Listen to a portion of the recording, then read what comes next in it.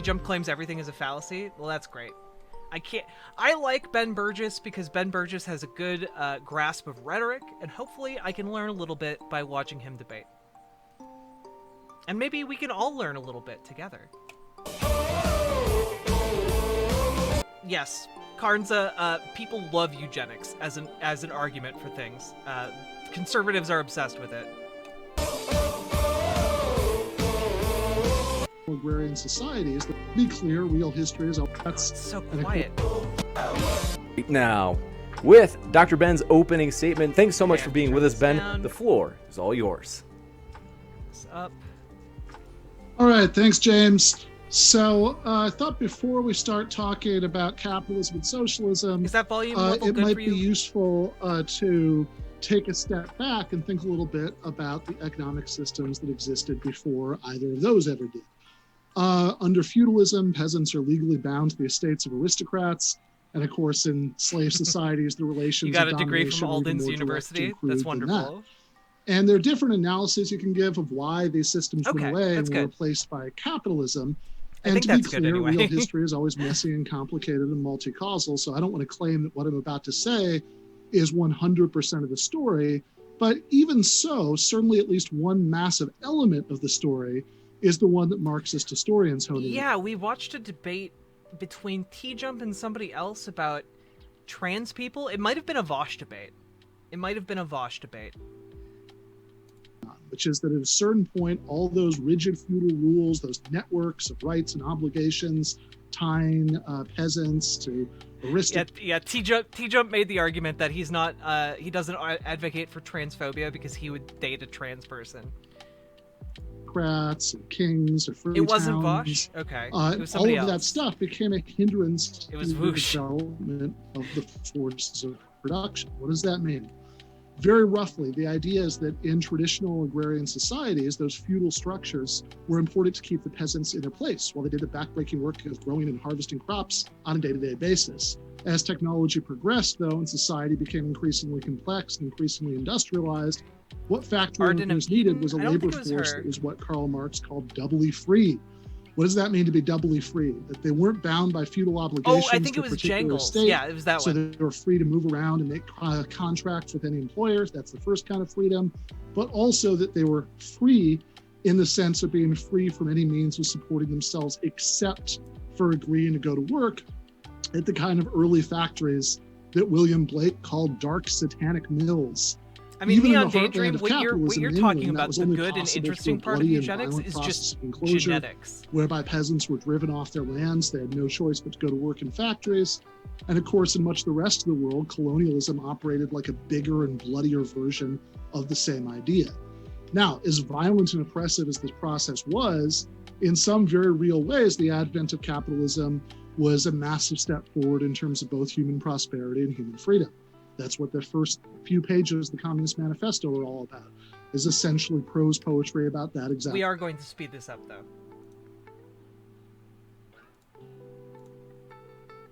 Also, again, everyone, thank you. We were over in the triple digits for a good, 4 hours of this stream. Thank you for checking out my stream. I appreciate all of you, and hopefully you hit that follow button and come back again.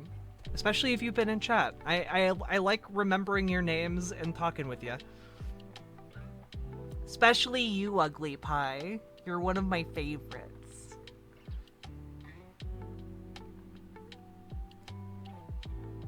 Point. Once those feudal shackles were torn off the economy, the forces of production developed so wildly that they created at least the possibility of a world where everyone's material needs could be met. And while the justifying ideology of feudalism was a narrow heresy-hunting version of Christianity, where everyone was supposed to obey both kings and priests because they were representatives of God, the justifying ideology of at least the best versions of capitalism has been a kind of enlightened secular pluralism. That's obviously an improvement. But what socialists have always pointed out is that the kind of freedom and the kind of democracy that's compatible with capitalism both come in with severe built-in limitations. That's true in the political sphere because the wealthy capitalists are obviously going to exert more political influence than ordinary workers, and it's true on an even deeper level in the workplace. Under capitalism, freedom and democracy both largely come to an abrupt halt. Jealousy in chat intensifies. they spend at work. During those hours, most people God. have to take orders from unelected bosses, and depending on what kind of job you have, that can involve a level of control that goes beyond what even most totalitarian dictators demand of their subjects in those contexts. When you go to the bathroom, it's up to the boss. When you have to smile, it's up to the boss. And it's only 8 hours because of past worker struggles, because of the natural tendency of capitalist markets to reduce workers to total powerlessness, to what Marx called appendages of flesh to machines of steel, was counteracted to some extent by the efforts of labor unions and the regulatory state. Another problem with capitalism is that while it does allow the productive forces of society to be developed to the point where there's a lot to go around, in practice, it comes around in just a wildly and grotesquely unequal fashion. Even in the United States, the average CEO makes hundreds of times as much as the average worker, never mind the kind of differences that exist in capitalist societies, less hindered by labor unions and the regulatory state. Look at Brazil or Haiti or Honduras to get some sense of what that can be like. Even in the United States, some people can fly around the world to be cared for by the best doctors and the best clinics when they get sick, and other people die because they're diabetics and the GoFundMes they started to buy insulin weren't fully funded. Of course, some people who are born at the bottom end of the economic hierarchy do end up being upwardly mobile and descend into a different class position, but it's structurally impossible, given capitalist ownership relations, for everyone to be upwardly mobile. If everyone was upwardly mobile, there'd be no one left to grow the food or stock the shelves of grocery stores, and we'd all starve to death. To meaningfully empower the great mass of the population, you need to change the system. So, what would that look like? I don't think the kind of top-down state command economy that existed in the Soviet Union is a good model. It was often economically dysfunctional in at least some important ways, and it was held together by denying people important rights. But rejecting the idea of any kind of alternative to capitalism because the problems with that alternative would be ridiculous. That would be like saying that one proposed course of treatment isn't promising, so you should just give up and let the cancer spread through again, just to kind of like clarify Neon Daydream, like eugenics is specifically rearranging like society to genetically engineer humans. Whereas we're just getting to the point where we can just genetically engineer humans via science instead of having to like be like, okay, we need to isolate all people who have undesirable genetic defects away from each other and not let them reproduce. We got to sterilize the undesirables. We got to genocide the undesirables. You know, stuff like that. Now we can just like genetically modify children. Like that's where we're going. And I think that that's a little bit more ethical, but definitely still ethically tricky territory. Patient's body. Instead of either giving control of the economic machine to a tiny handful of state bureaucrats or a tiny handful of wealthy capitalists, the goals of human flourishing and human freedom can best be served by finding ways to create a society that's more democratic rather than less democratic than the one we live in right now. Figuring out exactly what such a society could look like in practice is difficult, but we can find elements that have been beta tested under capitalism that could be put together and come up with a system that does away with the need for capitalists. We can look at successful worker cooperatives like Spain's Mondragon Corporation. We can look at democratic governments that have nationalized key industries and successfully run them in the public interest. Oh God, like Danny the healthcare sector in Britain, please evidence no, that we don't please need don't to open divide that society can into of a class of worms. workers You know, and a class that's of not what I capitalists meant. to have a functioning economy. Now, we can argue more about the details of what that could look like later on, but I just want to make one last point here, because that if you want to argue that capitalism is better than what existed before capitalism, or that some proposed alternatives to capitalism are flawed, hey, we agree. But if you want to give me any reason at all to accept the counsel of despair that says that capitalism is the best that humanity can possibly do, all your work is still ahead of you. You got it. Thank you very much, Ben, for that opening statement. And I want to let you know, folks, if it's your first time here, welcome to Moderated Debate. I'm your host, James Coons, and we are a neutral platform hosting debates on science, religion, and politics. And we hope you feel welcome no matter what. Yeah, Ben Burgis is based in cool. He does a lot of advocating for socialism. Of life you are from. We're glad you're here. And with that, we're going to kick it over to Tom. Thanks so much. Tom, the floor is all yours. Yeah, I just wanted to say, Ben, I'm hearing like a little echo from you. I don't know what that is. I think it's picking up two of your mics or something. Oh, it wasn't just me then. I wasn't sure if it was just my imagination. I did hear that too, Ben. There might be, I think about halfway through your opening, I didn't want to interrupt because it was subtle, but there is a bit of an echo, and halfway through, just at the same time the echo started, there was kind of, your volume seemed to change. Yeah, it seemed like it changed mics, changed to a different mic. It's at least subtle, so that's why I kind of let it go for the opening in case anybody else could even hear it. But we'll kick it over to Tom for your opening, and then we'll bring it into open conversation. So thanks so much. The floor is all yours, Tom. All right, so if people want to start worker co-ops, that's totally fine, and it's already an option in capitalist systems. Like, capitalism doesn't stop you from creating a worker co-op, but people don't want to do that. People who start businesses don't want to start a worker co-op. They have the Nope, that's incorrect. People want to start worker co-ops. People lack the ability to do so. So let's give them the ability to do so. option, they choose not to. So the only way to institute a socialist government is by government force, because people aren't going to do it on their own because they don't want to, and that's wrong. If you want to have the option of worker co-ops, which I think is a good thing, we already have that under capitalism. The only way you can make this argument, by the way, is if you ignore like the reality of material conditions, where like people who want to start worker co-ops don't have the means of getting the capital to start the worker co-ops. And yeah, the system of private capital extremely disincentivizes the creation of democratic worker co-ops. So the question here is, what exactly are you arguing for when you're advocating for socialism? Are you arguing that we should force people to start worker co-ops without their consent? Because I definitely think that's wrong. If you're arguing that we should allow people the freedom to start worker co-ops, they already have that. So I don't know what the benefit here is. By adopting socialism, you're just essentially using government oversight to force people to adopt a system you prefer without their consent, which is bad. This leads to tons and tons of problems. The centralization of power to cause Danny people Boy to do Great, stuff that they might want be to the weirdest is thing why I've ever most said in socialist my governments chat. fail and become China and Venezuela and Cuba and all the bad countries, because too much power gets easily corrupted and taken advantage of. And so this is not a good system if the way that you're going to adopt it is by forcing people to do what they don't want to do on their own.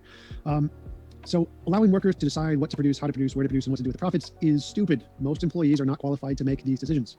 It's like a business that would be majority vegans in a meat industry would probably shut down the meat plant. Like, obviously, if you started a business to produce meat or whatever, and you have a whole bunch of vegans who get hired unbeknownst to you, and then they all decide they want to like cut out the meat or just do only grass-fed or only humanely grown meat that just destroy your business, like, well, there's nothing you can do about it because, well, democracy rules under socialism. And so this is a bad idea. What if a bunch of Muslims become the majority in the country and they want only halal meat? Well, then your business is kind of screwed because that's not something the market necessarily wants. So the people who are qualified to make the decisions about what you should be doing within company, like what to produce, how to produce, where to produce, and what to do with profits, is not the employees. They're not the ones who are best qualified to do this. You hire specific people who are qualified to do this and let them make the decisions. So this system of allowing the workers to decide isn't a good system. I mean, we've made similar arguments for politics that only educated people should vote so we don't end up with Donald Trump as president. Democratic rule isn't always a good thing when it's put into systems. There's bad consequences to it, especially allowing all of your workers to decide how the company should work, because they're probably going to make things easier for them, which can have good benefits, but it can also have really bad benefits too. So it's not a good system to adopt in the first place. Moreover, if there's any problem that socialism is trying to solve, it can be solved better with other systems that don't involve socialism. Like any problem socialism wants to solve, you can do it better without socialism. There's nothing that socialism is inherently good at solving that you just can't do with just modified. Yeah, it's definitely a tricky situation, Neon Daydream. I think the country you're thinking of is Iceland. I could be wrong about that, though. I agree with what Ben said. Capitalism is not the best humans can possibly do. Like, I don't know if anybody who would actually claim that, but it's better than socialism because it doesn't have as much swivel centralized chair. power. It's funny how a lot of the arguments for capitalism can be used to I don't know, prop up a sort of authoritarian, dare I say, fascist regime.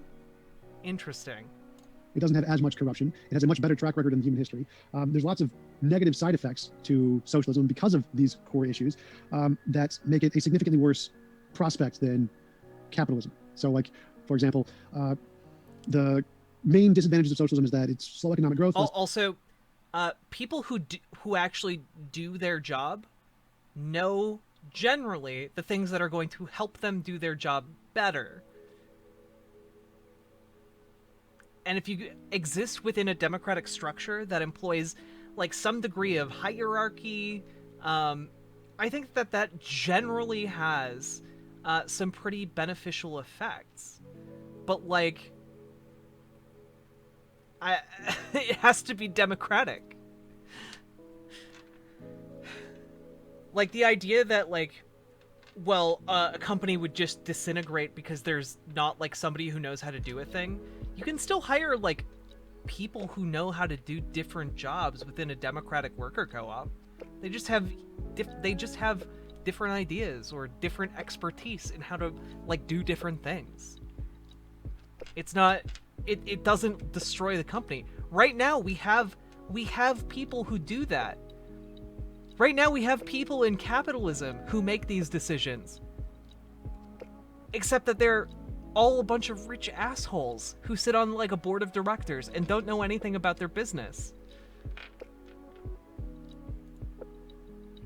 Less entrepreneurial opportunity and competition, the lack of motivation by individuals, lesser rewards, it creates distorted and absent price signals, results in reduced incentives, causes reduced prosperity, has low feasibility, and has negative social and political effects.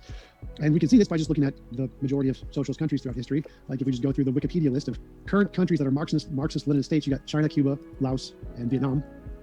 Non-Marxist-Leninist communist states that reference socialism in the constitution, be like Algeria, Bangladesh, Eritrea, Guinea-Bissau, Ghana, Korea, India, Nepal, Nicaragua, the Portuguese Republic, the Sahari Arab Democratic Republic, Sri Lanka, Tanzania, former Marxist-Leninist states. There's a ton of those, all of them same general area.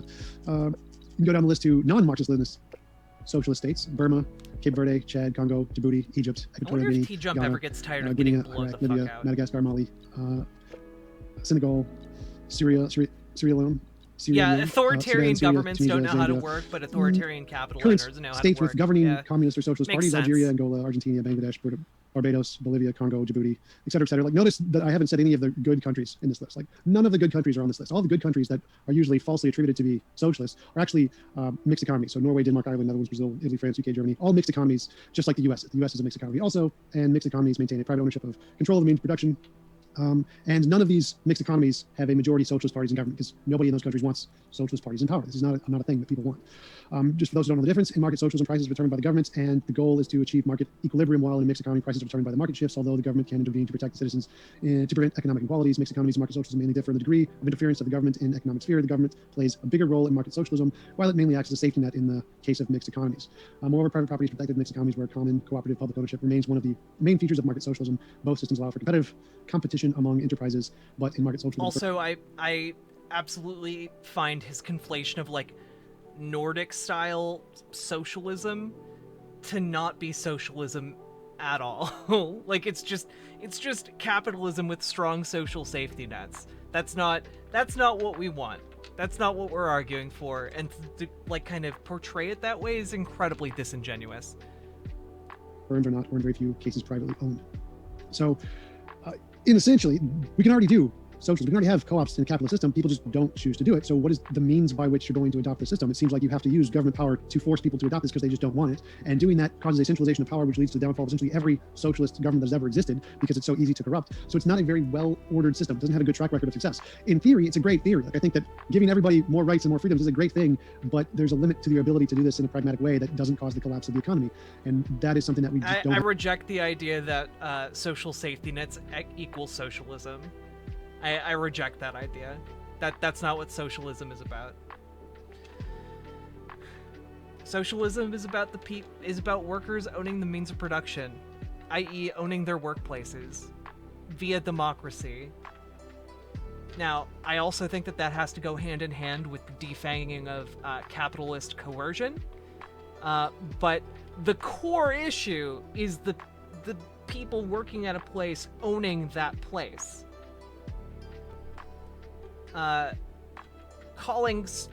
Just having social safety nets, not enough. You have to have the social safety nets, but you also got to have the workers owning their workplaces. Have the ability to overcome. Yes, and maybe in the future when we have our AI overlords and they can just solve everything, then we can all become communist socialist pandas and AI takes care of us. Totally fine. I'm pro-socialism once we have AI overlords, but since humans have to do the ruling currently, we need some kind of a system that can mitigate humans to some extent, and giving all the power to government is not a good way to do that. So my question to Ben would be is what things can socialism solve which can't be solved in a better way without the problems associated with socialism? Because I think there aren't any. I think that anything you could do with socialism can be done better without socialism. You got it. We will jump into open conversation. Want to let you know, folks, we are absolute. Sorry, James, I thought we were going to do the same time with humor, you said? Oh, you're right. I am totally wrong with that. So we do have timed rebuttals. And so, Ben, forgive me, I am totally dropped the ball on that in terms of putting a post-it to remind myself. How long were the rebuttals? 10 minutes.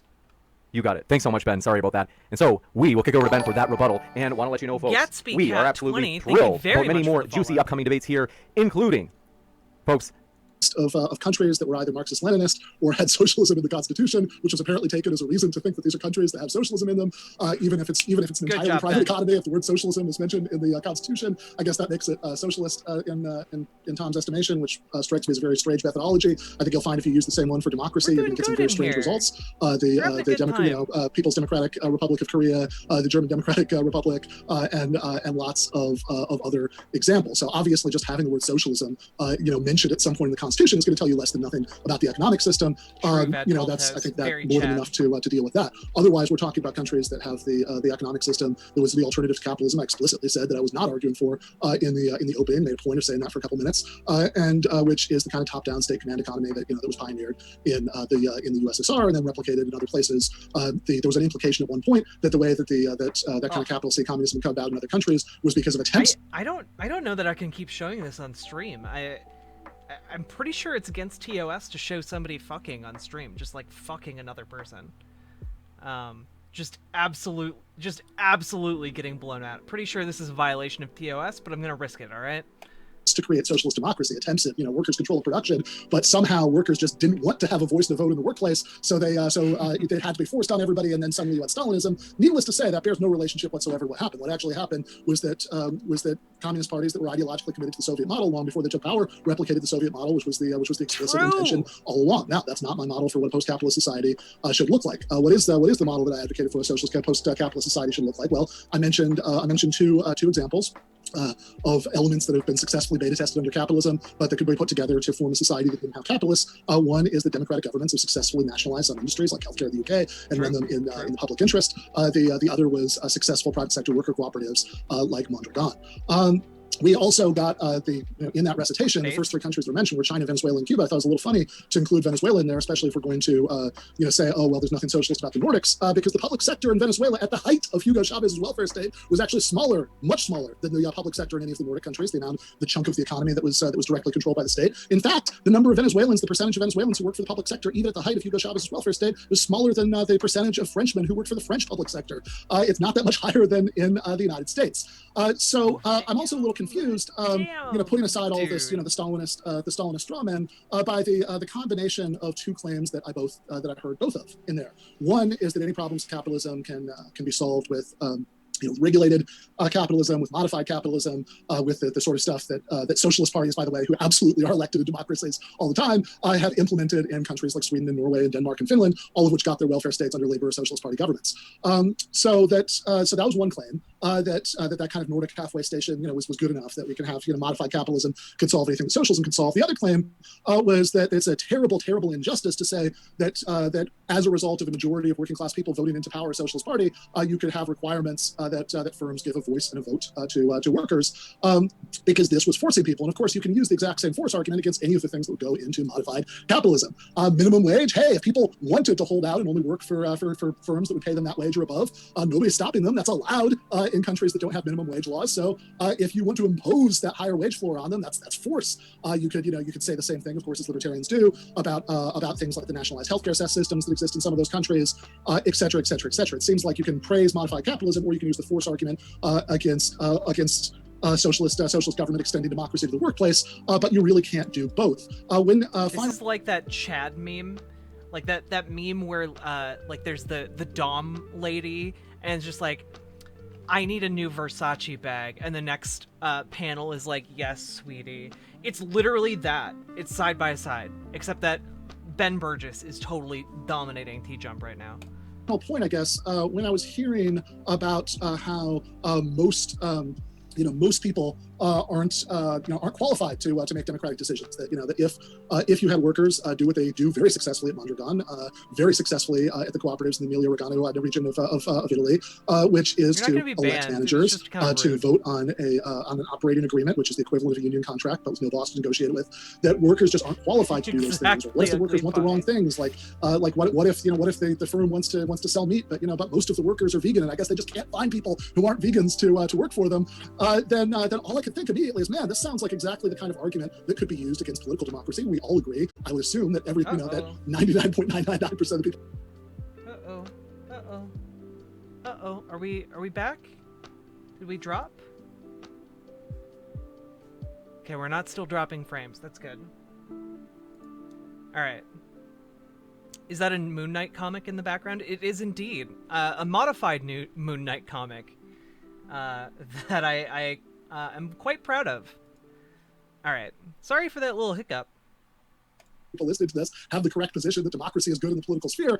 So, wow, when I get my chance to speak, that's what I'll point out, that this is that the same argument could be applied to that. We all agree that that's wrong. And then I was very surprised when Tom embraced the conclusion that democracy is a bad thing in the political sphere. All I have to say about that is, if you think that the problem with Donald Trump is that the United States has too much democracy, Ben Bergen badass. I mean, I don't know where to start with that. That's a very strange claim. If you look at polling data on most Americans' preferences about things like what kind of healthcare system we should have, whether we should be continuing all these wars in the Middle East, and a lot of other questions, that's awesome. The results would be very, I'm glad you're on the Discord, Addicted to Mosh. We're going to be having a Medicare for All kind of organizing event on July 24th. It'd be lovely if you wanted to come and share your experiences. We're going to have some open panel discussions, or so not panel discussions, but call-ins where people can share about kind of what they've been through. very, very un-Trumpish. The choices that people have are very limited by the two-party system. But even there, if we had just a little bit less democracy, Trump would still be president, as he tried very hard to override the will of the voters. So the connection between Trump and too much democracy is lost on me. You got it. Thank you very much, Ben. And we will kick it over to TJump. I want to let you know, folks, both of our guests are linked in the description. If you want to hear more from our guests, you certainly can by clicking on those links down below. And that includes if you're listening to the Modern Day Debate podcast. I do indeed have a Discord. Please hit the Discord link and feel free to join the community. Sometimes we have movie nights after stream, so feel free to join us for those if you are able and willing and think that would be fun. Find our guest links there as well in the description box for that podcast episode. With that, we'll kick it. No, Ben Burgis is arguing for democracy. T-Jump's arguments for capitalism can essentially be used to argue against democracy. Over to Tom for his rebuttal as well. Thanks so much, Tom. The floor is all yours. So first thing, Ben confused an opening with a rebuttal. Like, my opening wasn't meant to refute his position. It has nothing to do with his position. It's my position. My opening wasn't meant to rebut things he said in his opening, obviously. I didn't mention Soviet Russia at all in anything I said. I just mentioned that of the current mixed economy states, the majority political parties in power are not socialists. The people in those countries don't want majority socialist parties in power. They vote them out of power. They're very rarely in power, almost never. I wasn't mentioning Russia at all. That wasn't the point. So I don't think he actually refuted anything I said there. So socialism has a terrible track record of failure. The fact that you can cherry pick a few cases where it's actually worked is fine. Like, yeah, I mentioned worker co-ops. Yes, they can work. Do they always work? No. So is that a good example that this is a way that something we should implement on a government scale? No. Cherry picking examples is not that. We can cherry pick all kinds of crazy stuff and claim that that's somehow a good way to judge what our government should be. It's not. The point about people are stupid. Wait. But worker co-ops have a higher success rate than private firms. Like, we literally know that. Like, and they have higher staying power. There's research on this, dude. People can make stupid decisions. The fact that, like, Donald Trump is an example of that doesn't mean that it's always bad, or that it's necessarily the case in all, that democracy itself is bad. It's just obvious that people can make stupid decisions. So we should probably not let a bunch of random people make all the decisions for every one of the companies. That's not a good idea. Again, cherry picking a few examples that work, not a good example, or not a good basis to conclude that this is a good policy that should be adopted for every company. No, definitely bad. So yeah, if people want to adopt socialism, that's great. Like, if they vote in socialist parties and those socialist parties choose to adopt socialist government policies, that's fine. I'm okay with that. People don't do that. So how would you adopt it? Because that's not going to happen. Like, mixed economies are fine, and mentioning that other countries have adopted mixed economy policies that are not socialist economies, yeah, that's good. I'm for mixed economies. The U.S. is a mixed economy. But again, this is not in any way evidence of socialism or that we should adopt socialism. So I don't know why you mentioned that at all. Kind of irrelevant. So again, my question is what can socialism do better that capitalism or any other modified system can't do without all the problems of socialism? Because I don't see any.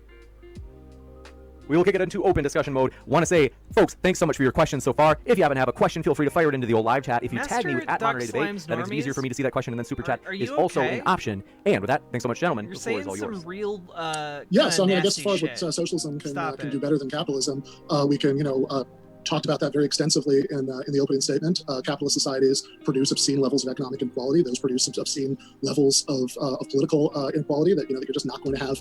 Jeff Bezos is not going to have the same level of political influence that you and I do. Those seem to be unsolvable problems under capitalism. Poverty. So can we stick with those for a second? How exactly would you solve those under socialism? Because under socialism, it seems to be more the case that there's more economic inequality and more political inequality in all of the different socialist countries that currently exist, even though you think they're not socialist. No true Scotsman. Well, I mean, okay, first of all, that's not what no true Scotsman means. That's a bizarre way to use the phrase no true Scotsman. No true Scotsman is when you start out with a definition, and then there are examples that meet your original definition, and then you say, oh no, those don't count, and you move the goalposts. In this case, socialists, going back to Marx and Engels, we're talking about a radically democratic alternative to capitalism, had talked about workers' control of the means of production as the essence of what they meant by socialism. There are socialists going back to Rosa Luxemburg the year after the Russian Revolution saying, hey, that's not what we're talking about. So you have an uninterrupted tradition. So, I mean, given that that's not historically what socialism meant, I'd say this is less like no true Scotsman than like somebody saying that, oh, you're doing no true Scotsman if you said somebody who was born in Nova Scotia wasn't born in Scotland. It might use the same word, but that's just a different concept. Okay, that didn't answer my question. So I mean, obviously I think that's false. I think that socialism... Explanation of why the premise of your question was just flatly false. Well, that wasn't the premise of the question. That was more like a comment. The premise of the question was that those countries are socialist. If not, the question was just irrelevant to the discussion at hand. So your opinion of socialism, I don't care. I don't care about your opinion of socialism. Every economist agrees these are socialist countries. They're founded on socialism. Whether you disagree, I don't care. So give me an example. What? How can you solve economic inequality and political inequality with a socialist government? Because all the mixed economies do it with capitalism just fine. I don't see any examples of socialist companies or socialist countries that have produced more economic equality or more political equality. It's all... I guess we're really gonna have to devolve into T-Jump. What do you think socialism means? Please define it. Capitalist mixed economies. Yeah, so I mean, the answer was already given in the opening statement. By the way, I know the difference between the opening statement and rebuttal. I'm just surprised that after the opening statement, Answer the question. was not, in fact, yeah, I already answered your question. I'm going to point this out, then I'm going to answer your most recent question. I clarified in the opening statement that what I meant by socialism, what socialists always meant by socialism, has absolutely nothing to do with that model that you're talking about. But nevertheless, your response was your opening statement was entirely about that model, which struck me as odd to just go ahead with it, even after finding out that was irrelevant to the debate. But sure, I think that how could socialism not generate the economic inequality that capitalism could generate? I think that if you look at actually existing worker cooperatives, the gap between the highest paid and the lowest paid worker is unsurprisingly a tiny fraction of what it is in normal firms, because you have to convince people to democratically vote on wage scales. In Mondragon, it's something like 11 to 1 is the maximum, as opposed to hundreds to 1 in regular Spanish firms. And the claim that modified capitalism has solved economic inequality seems very strange to me. That no, you still have in any kind of capitalist system, no matter what reforms are enacted. And by the way, reforms that are enacted while keeping the basic structure of capitalism in place are always very vulnerable politically, because wealthy elites will always try to reverse those when they get a chance. But if you look at those countries, yeah, you absolutely still have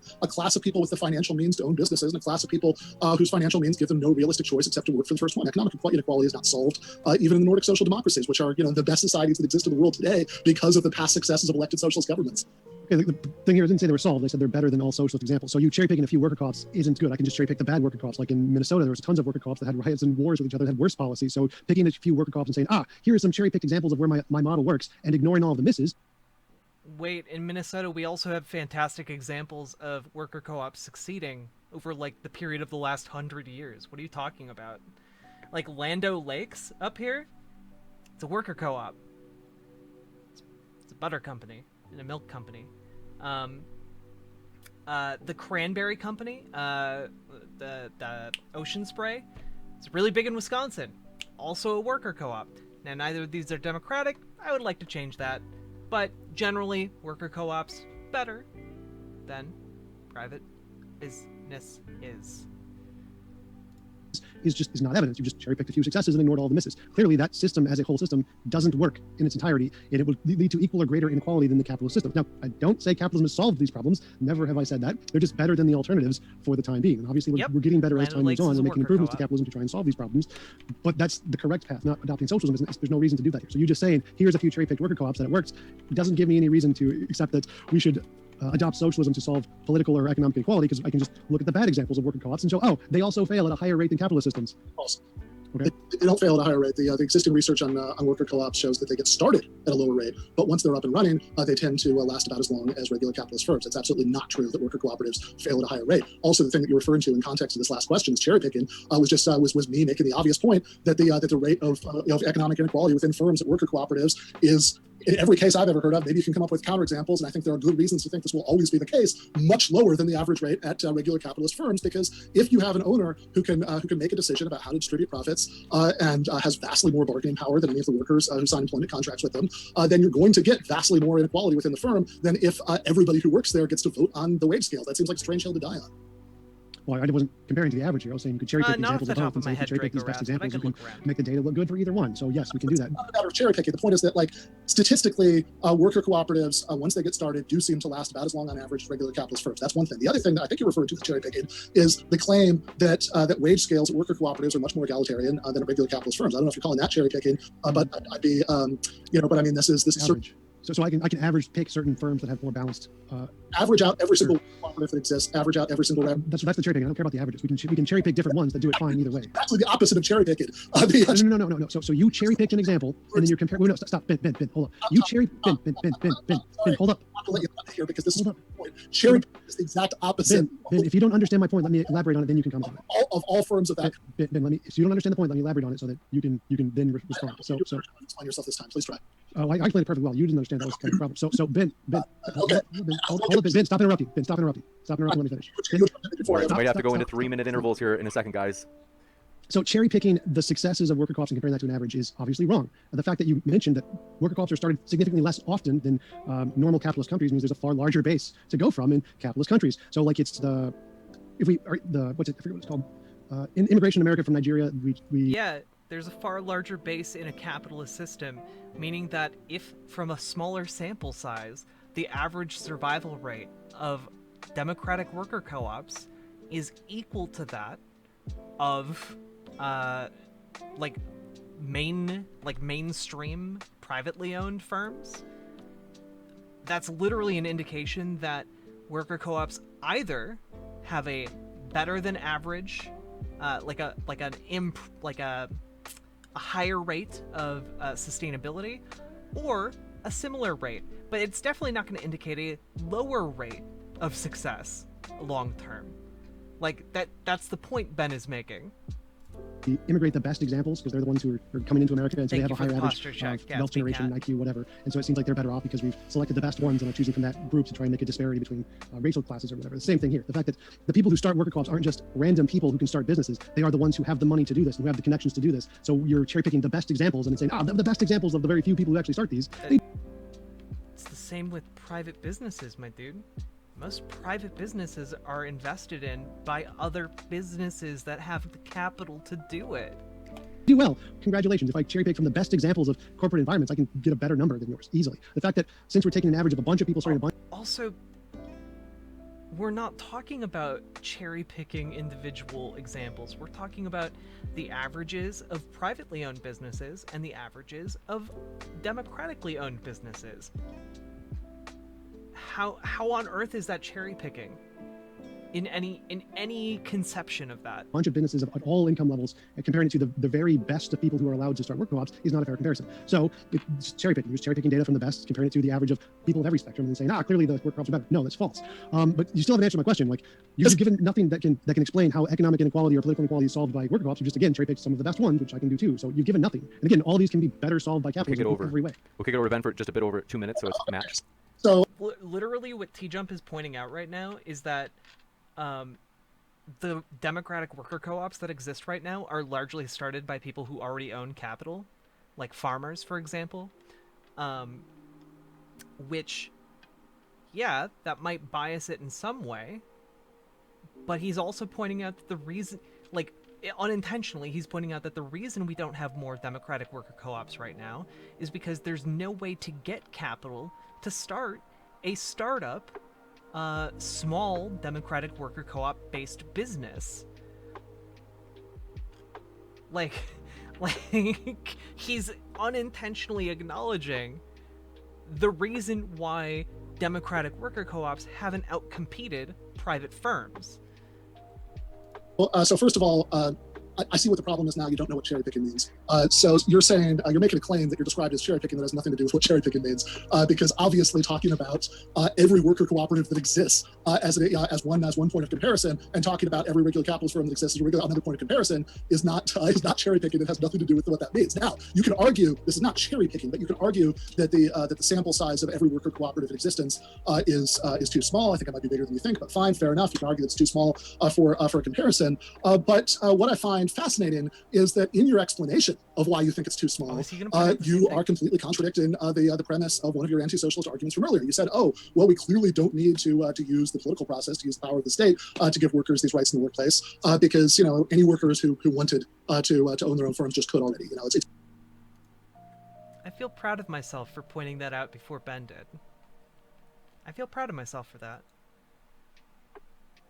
already allowed. So why do you need to force it? But then Neon Daydream, it's actually incredibly hard, if not impossible, to get loans from a bank for a democratic worker co-op, because in a democratic worker co-op, to get a startup loan, one person needs to take on the financial responsibility, and most people aren't willing to do that for a startup.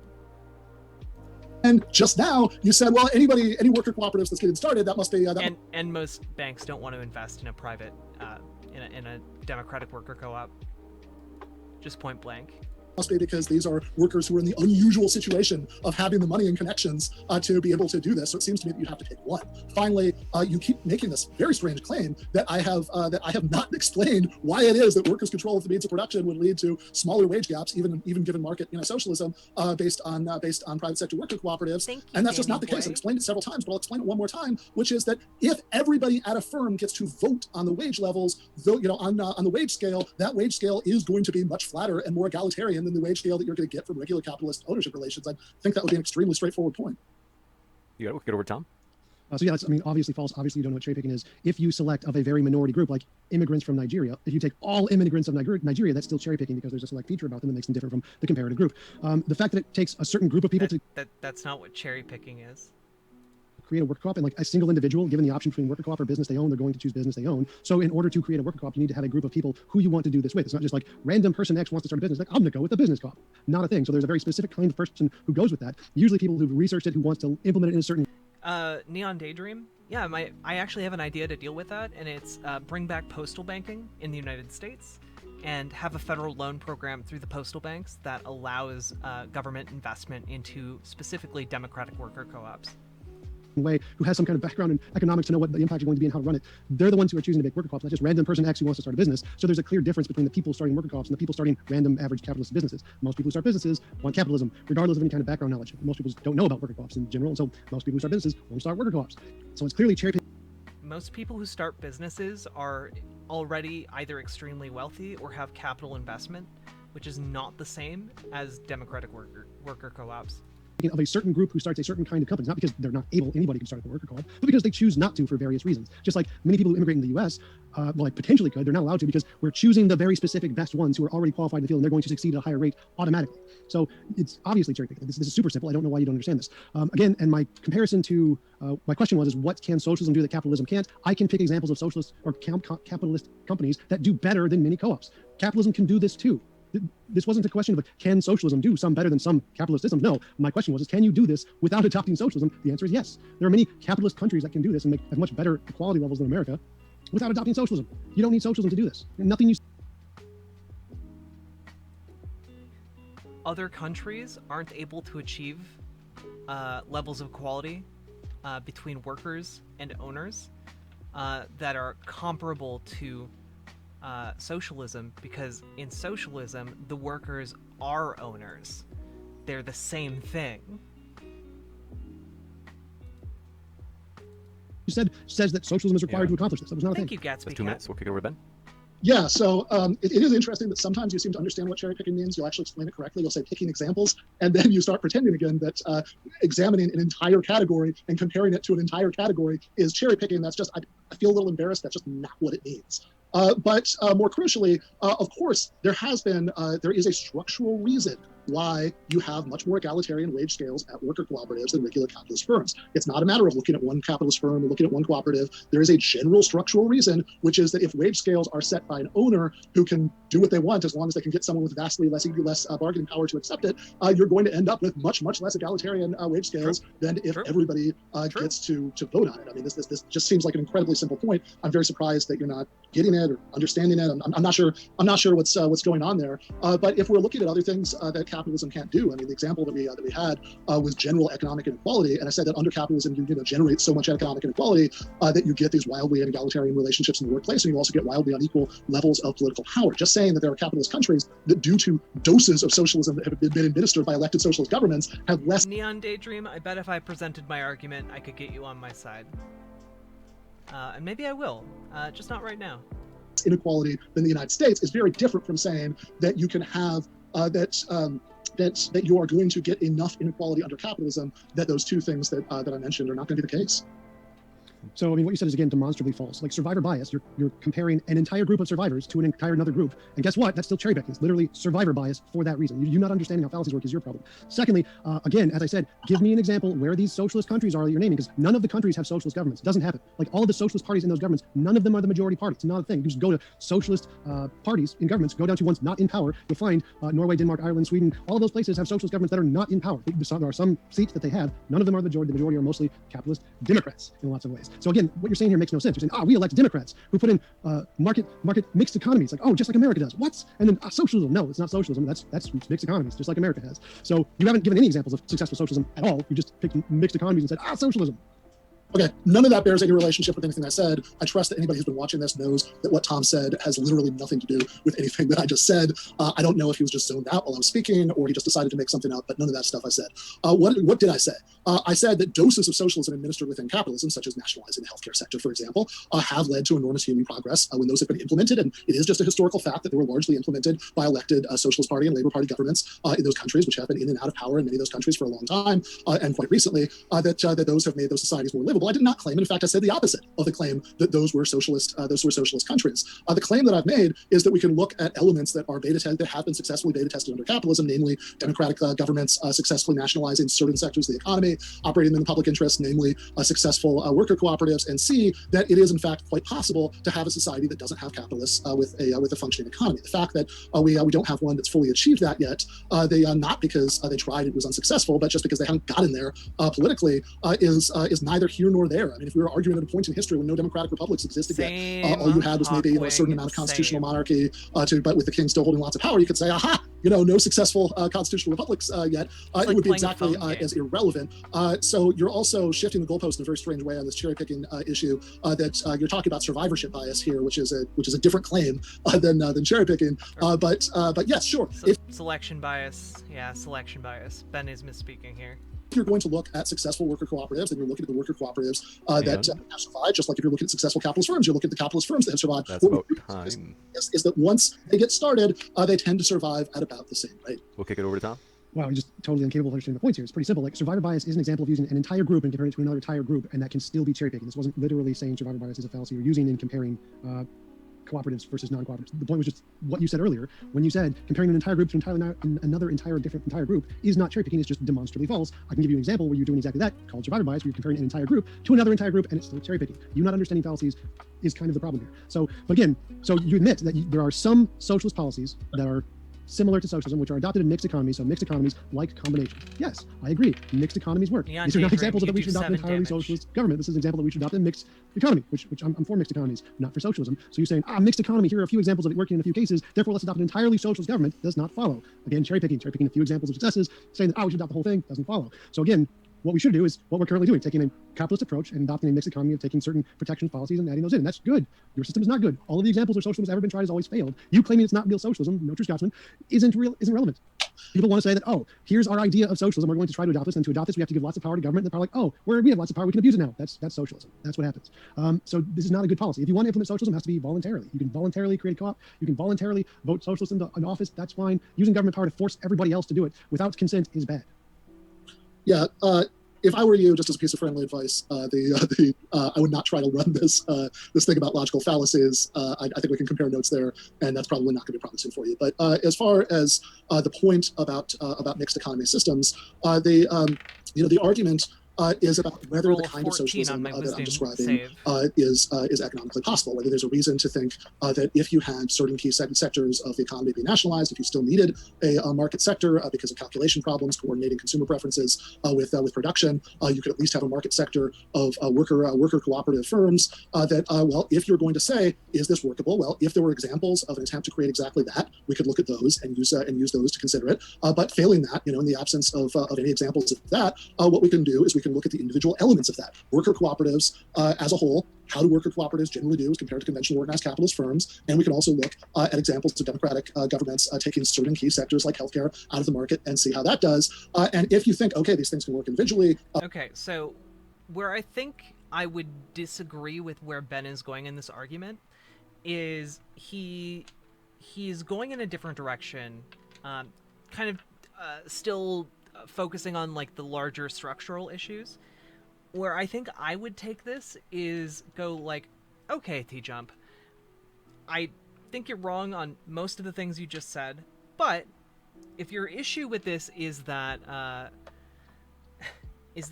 you think there is not a large enough data pool around democratic worker co-ops and their success, well, let's even the playing field. For example, let's bring back a system. You don't even have to bring up postal banking, though that is what I personally advocate for. You talk about, well, okay, let's have a federal program that is available to people through different banks, like the FDIC almost, just kind of in banks, and through that kind of insurance policy program or whatever, this is for the sake of argument, don't quote me on this, we are able to raise money, and we can use that money to invest in democratic worker co-ops. you use similar criteria. It's just structured specifically for democratic worker co-ops, much like we have loans specifically for private businesses. They're called business loans. So let's put democratic worker co-ops on equal footing with private businesses. Let's see what happens then. I think this would in turn set into motion a series of events that would create more democratic worker co-ops that would be able to outcompete and eventually become the norm across society. And I think that's where you could probably get TJump, because you avoid the issue of coercion, you avoid the issue of state force, you avoid the issue of undemocratically arriving to this conclusion. And I think that that's largely a point that he can concede on.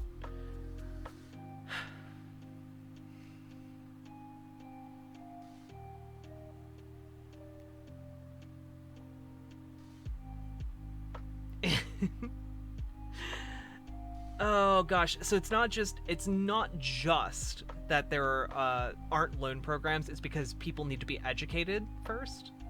People need to be educated before they start a business too. Starting a business isn't something like a dumb person can do very easily. Prime Kai. Hello, Raiders. Hi everybody. We're back. Welcome back, everybody. Lovely to have you here. The original Lila, thank you for the raid as well. Let's do shout outs to Raiders. Okay, real quick. Shout out at Prime Kai.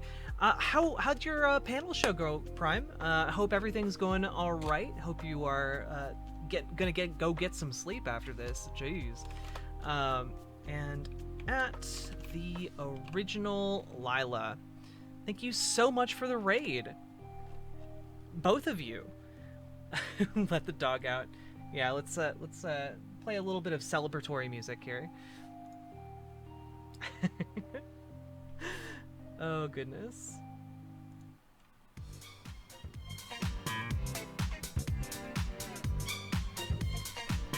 Welcome, Raiders. How y'all doing? Thank you so much for being here. My name is Riverboat Jack. I am your local lefty here on Twitch.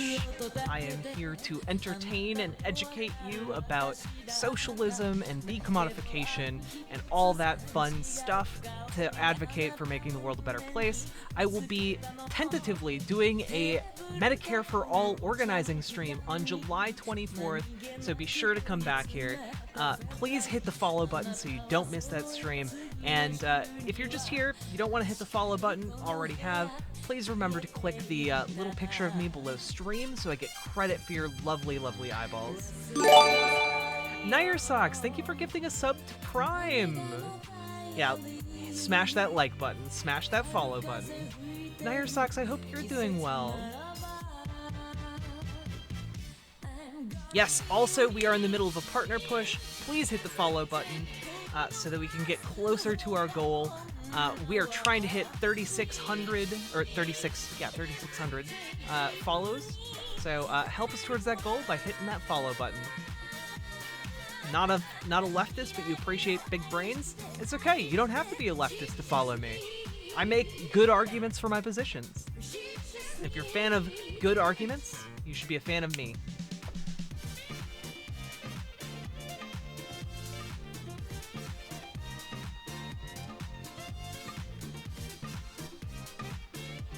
Loving the dress, thank you so much. Nair Socks, thank you for gifting a sub to Internet Gas. I am appreciative both of the sub, and I hope Internet Gas is appreciative of it as well. Let's see. I need to use the bathroom. I will be back. Don't go anywhere, and we'll continue doing this debate review from Modern Day Debates. So, BRB.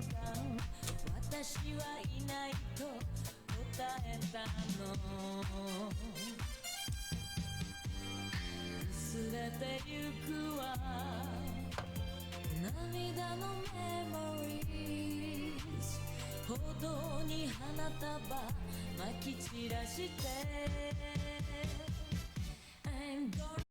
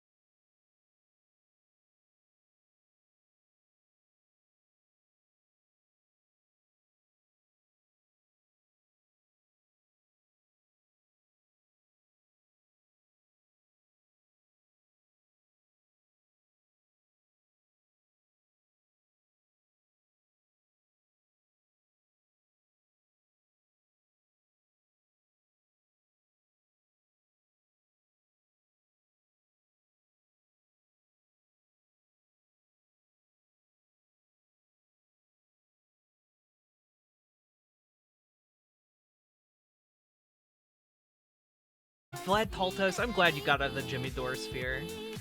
I'm glad a lot of you guys got out of the Jimmy Dore sphere.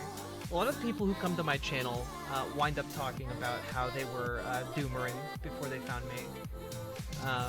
And similar content to me. I'm not gonna take credit for that. Holy moly!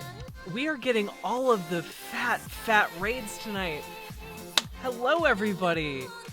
My name is Riverboat Jack. I am your local blonde socialist lady who is here to tell you about political issues of the day and talk about how we can make the world a better place through democracy and cooperative ownership and decommodification and all this good stuff. And I'm here to make good arguments for them too. I'm not just here to be like, oh, we should become anarcho-primitivists because that will make the world better somehow. I don't know why I'm doing this. Hello, everybody. I'm suddenly nervous. I'm not usually nervous. I'm gonna turn this down a little bit. Hello, Willow. Thank you so much for the raid. Alright. Shout out at Willow. Willow, I hope you had a lovely stream. Let's see. I need to thank everyone who's hitting that follow button. We are in the middle of a partner push, so I very much appreciate everyone who hits that follow button. I'm gonna thank you individually. Stay Tender, thank you for the follow. Myra Cole, thank you for the follow.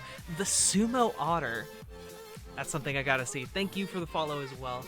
Jane Inferno, thank you for the follow. Hey, it's bisexual, thank you for the follow. I'm also a bisexual. How about that? Varios, thank you for the follow. I Will Hydrate. Hey, it's bisexual. Shayo, thank you very much for the follow. Hey Danielle, thank you for the follow. Nerds in Hoodies, thank you for the follow. I also enjoy a good hoodie myself, so thank you very much. It's That Steph, thank you for the follow. Iser Zoltania, thank you for the follow. Trogdor32, Trogdor! Thank you for the follow. And the 80s Cryptid, thank you for the follow as well.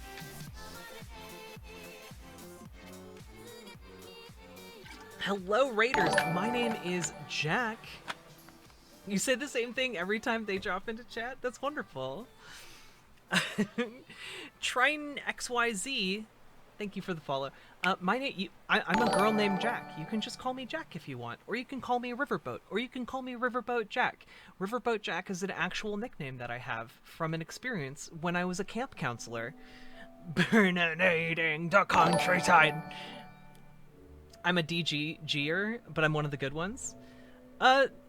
Look, here's my opinion on Destiny. I think Destiny's an asshole, but that's okay. I can work politically with people who are assholes. That's fine. Let's see.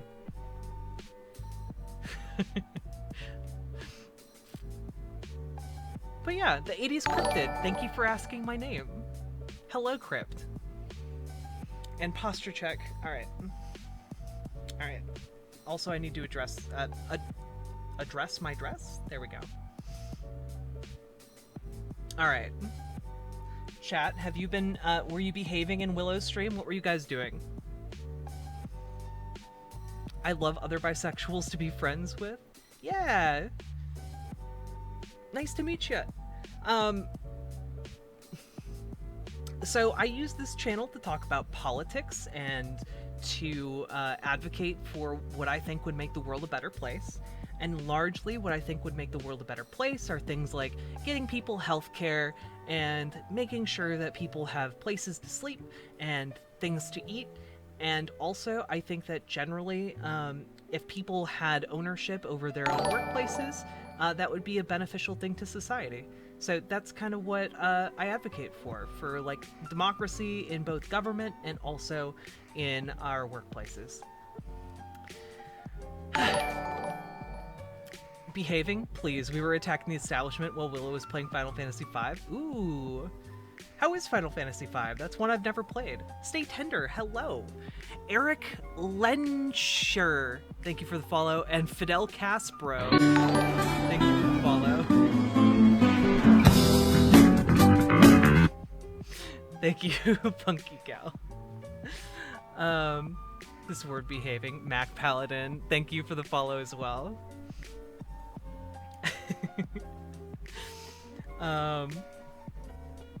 Such radical ideas, making the world better for people. How dare you? I know, right? So yeah, I talk about that. We were just having a conversation about how one could foster the creation of like democratic worker co-ops through postal banking. Like the United States used to have a postal banking system where like you could just go to the post office and it was also a bank. And if we brought that back, it was abolished, I think, in the 1960s. If we brought that back, we could invest in democratic worker co-ops federally and put them on even footing with private businesses in that regard. And I think that would be a good thing. Wait, for real? We did. We did indeed. As a postal worker, fuck yes, expand USPS. Yeah, Faye Leah, 100%. I also think, here's my hot take. I think that USPS should be the only shipping provider in the United States. Like, Amazon already subsidizes shipping its packages through USPS. Other companies already subsidize shipping their packages through USPS as well, like Walmart, for example. So I think we should roll those, like FedEx and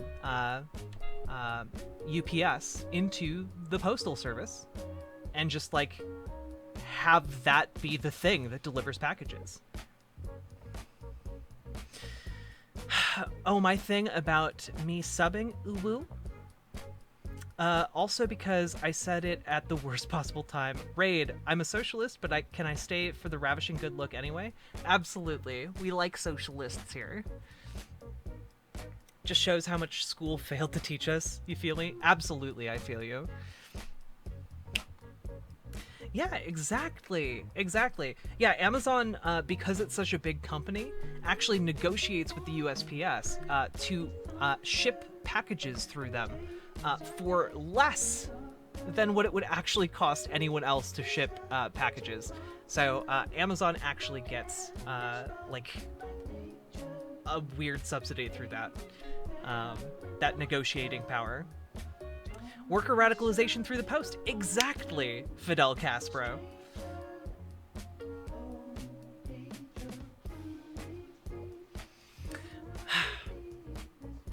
Welcome, everybody. Thank you for being here. I'm really happy.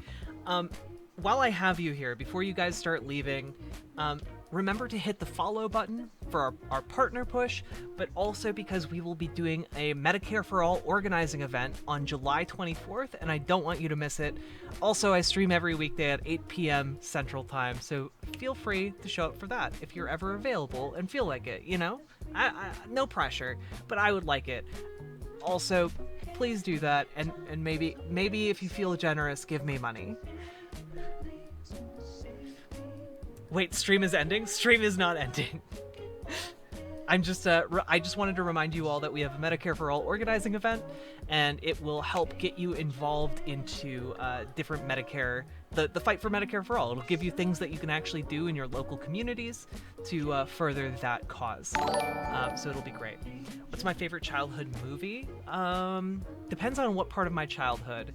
If we're talking early childhood, probably Return of the Jedi.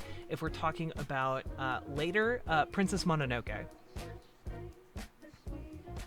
Duchess Floofington, thank you very much for hitting that follow button. I appreciate it. And y'all, we're getting pretty close to 36 hundo. That's our goal for the week.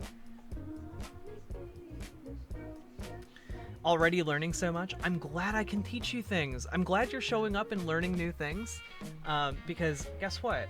I actually have an ongoing project to put together a massive research document for things that I advocate for, based on research and studies and things that are cool. And hopefully by being here, we can learn about all this stuff together. For example, I'm not bullshitting you. Look at that. Non-violent resistant proves a potent weapon. Erica Chenoweth from Why Civil Resistance Works. Hey, guess what? This is why peaceful protest is a good idea. Boom, here's a book you can read about it. Boom, here are some arguments about why it's good to be nonviolent. Whoa, what's this? Life expectancy versus dollars spent? Capitalism leads to unnecessarily expensive healthcare that leaves out the poor? Dang, weird. Wow, you can relate that to the opioid crisis? Wow, huh, weird. Turns out, black women have horrible mortality rates in the United States because we just have, like, kind of that discrimination built into our healthcare system? Wow, let's learn more about that. Yeah, we do have a document. It's backed up by research. So each of these points is backed up by a research document. Here's a fun one that I like to trot out a lot. There is the common myth of, like, hey, capitalism actually makes it super easy to move up in social class because people in capitalist countries have really good opportunities. And in the United States, we're all about opportunity, right? Well, unfortunately, this study of international comparisons of economic mobility found that the United States and the United Kingdom are actually two of the least economically mobile places in the developed world. In fact, by quite a bit. Meaning that the wealth of the family you're born into in the United States and the UK is largely where a lot of people are going to wind up. So that's not great. Turns out capitalism isn't doing too great on that front. So that's an interesting study that I have that we can just pull out and look at. Different views on race and inequality. We got all kinds of things. Stay tender. Thank you for the 100 biddies. I appreciate it. Thank you for kicking off a hype train. And Fire Red Emblem, thank you for gifting 5 tier 1 subs. I really appreciate that. And I hope everyone who got a sub appreciates it too. Doobie got gifted a sub. This is true. Oh, goodness. Well, thank you very much for the gifted subs. And thank you for getting us to level 2 hype train right off the bat. I really, really do appreciate it. Let me take a look here. Let's switch to some different music. Seriously, school failed me. They don't teach us this. What the hecky heck? I know. Turns out you can learn a lot of different things. For example, this study about views on race and inequality. This is an extremely detailed study about how perceptions vary based on race and how black people have been disenfranchised and harmed by the legacy of slavery and Jim Crow in that regard. Nair Socks, thank you for gifting a sub to Hey, It's Bisexual. Or we can look at the white Hispanic wealth gap, which is actually pretty staggering. Here, let's take a look at that real quick.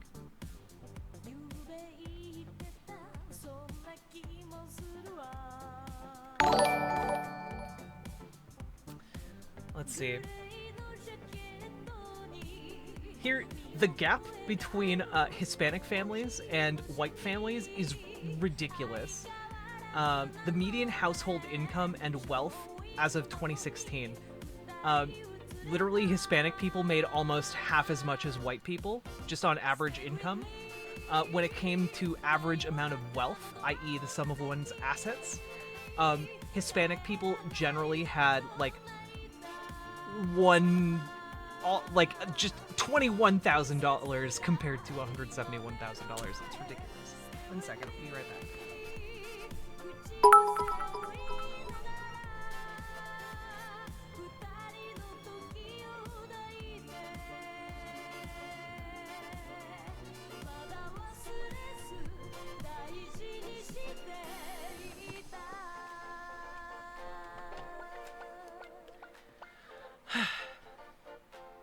And hey, guess what?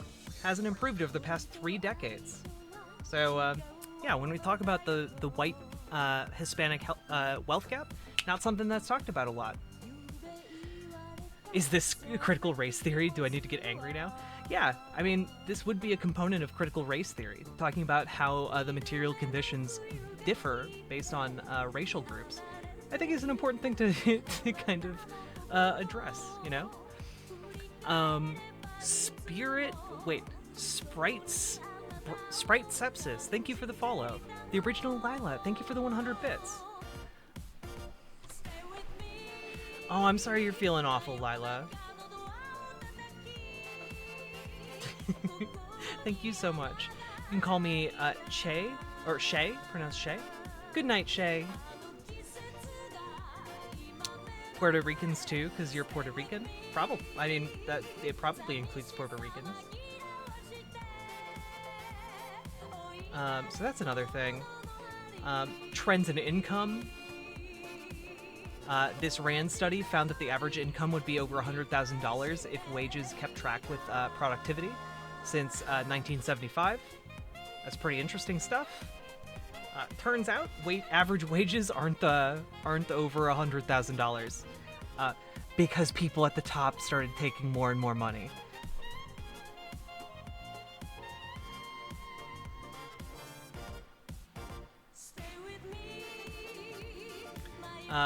We could talk about like voter fraud.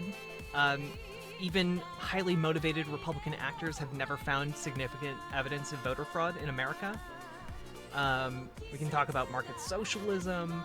We can talk about worker co-ops. I have all kinds of information about worker co-ops. We can talk about gender as a social construct related to The Second Sex by Simone de Beauvoir.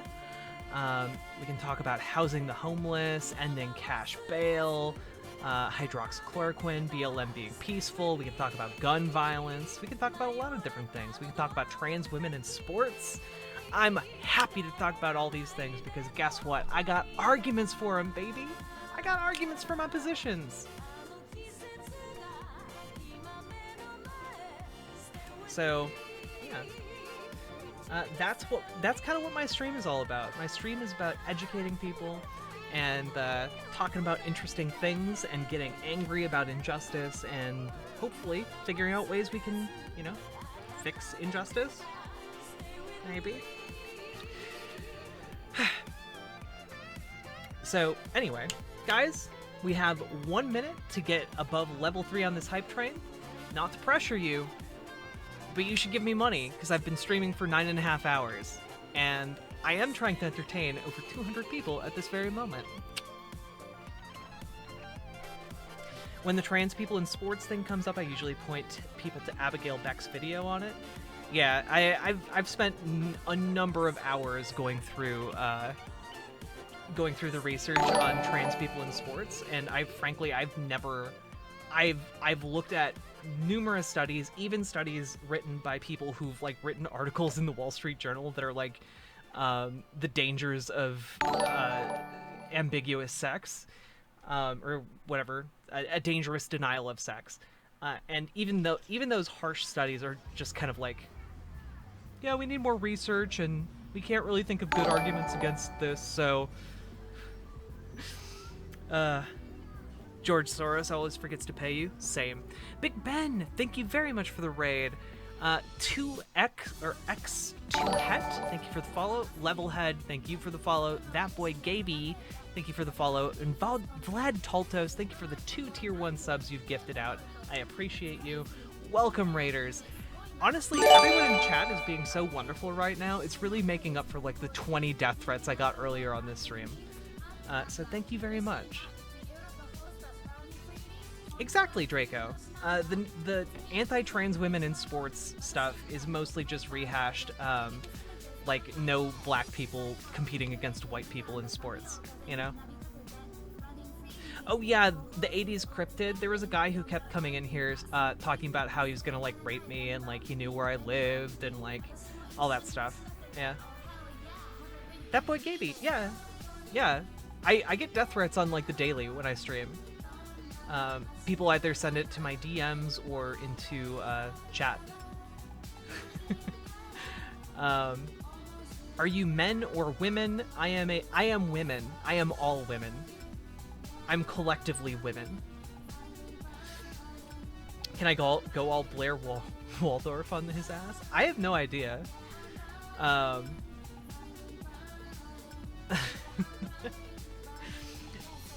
Yeah, whoa, what death threats? There was a guy in stream talking, like, going on a long rant about how he was gonna make me beg for death or whatever.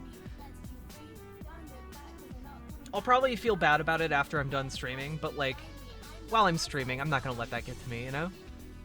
Also, Raiders, thank you very much for being here.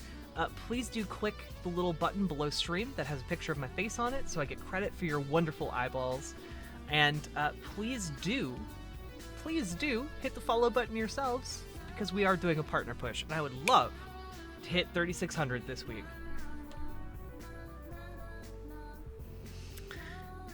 Why didn't you ban them? They were banned. They were banned immediately after threatening me, but, you know, I still see the threats, you know? Twitchfall14, I am staying strong as hell, fam. I'm doing my best.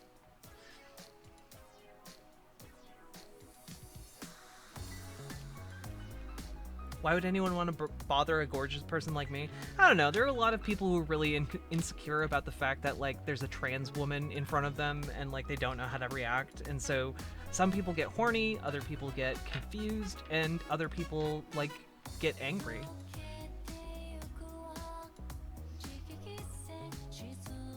You had your first random Discord chat on stream. Good job, Big Ben.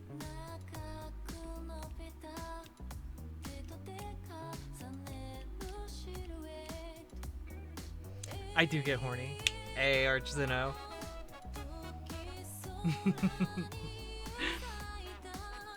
When people threaten, I assume it's all three at once.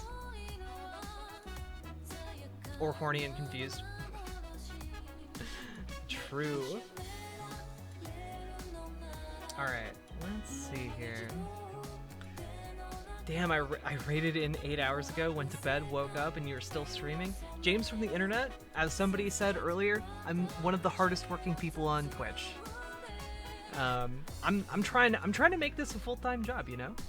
And it's not easy. Gotta be hustling online.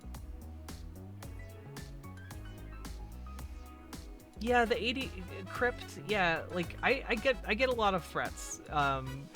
People, especially because I started streaming under like the trans tag. But, you know, I think it's worth it because I can deal with death threats, I can deal with harassment and abuse.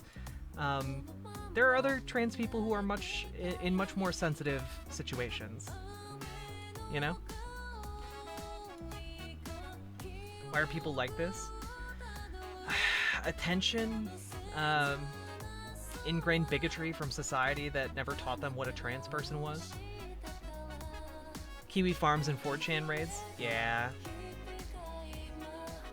Well, if you're horny, angry, and confused, just turn around your axis while masturbating.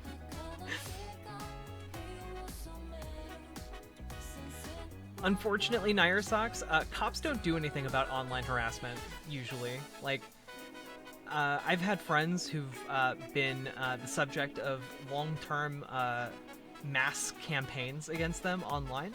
I don't want to get into too much detail. It was related to Gamergate, but I've had friends who've literally had to go into hiding and change their name, and cops don't do shit. Thank you, Big Ben.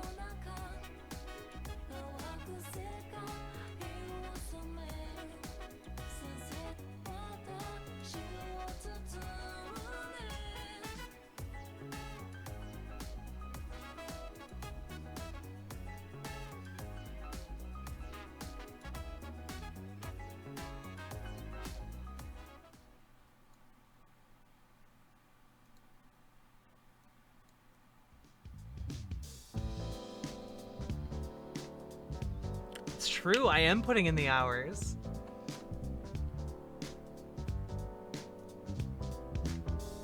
Besides the threats, I'm doing really well, you know? I'm here, I've got a really large audience, which I'm very happy with. Thank you so much for the big raids that came through. Prime Kai and Willow, as well as all the other people who've raided this stream so far. And I just want to say, again, thank you so much to everyone who's hit the follow button. I really do appreciate it. And yeah, we're in the middle of this partner push, trying to get our average viewership numbers up. So let's keep going. And James from the internet, thank you very much for the raid. What are my goals? What are my dreams for Twitch? My goal, it's not a dream. My goal is to be bigger than Hassan and to be able to enact actual political change in this country. That's my goal. I want to be able to organize people. I want to be able to organize political events, and I want to be able to support people in elections and get this country into a place that is healthy and good, and where people are treated decently, and hopefully along the way avert climate disaster and fascism. Because I think if we don't have the social safety nets in place that we need, if we don't have the decommodified housing, if we don't have the decommodified healthcare, I think we are going to be in a lot of trouble when climate change affects mass migrations of people around the world. It's going to happen in the United States. We're going to have millions of people who need a place to go. If we don't have those social safety nets in place, we're going to be in a lot of trouble, because it's not just going to be people inside the United States, it's also going to be people outside the United States, and they're going to want to come here too. And we've seen what happens to conservatives when they see a bunch of people at the border already. And I think it's going to be much more dangerous when those numbers are even bigger. So let's make sure that we work together and and avoid fascism. Let's work together and avoid suffering. Let's work together and make the world a better place. And, hopefully make sure the world doesn't immolate and the human race goes extinct in the next couple hundred years.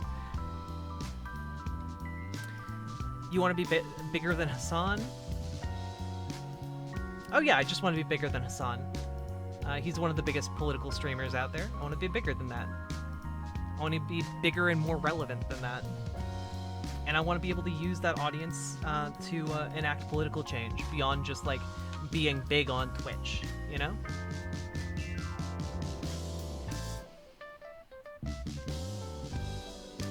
He's 7 feet tall, you can't be bigger than him. Excuse you. Excuse you, I have some very tall heels, alright? Some very, very tall heels.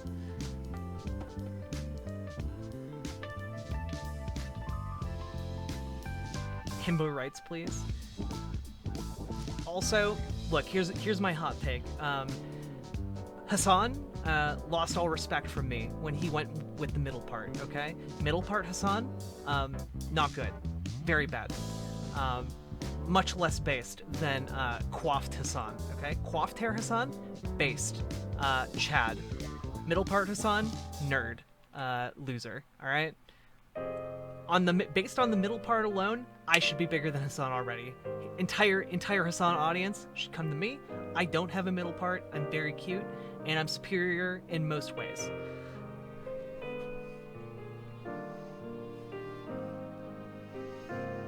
Quick question, I'm a gay bottom and my straight friend put his tip in me, so am I still a virgin?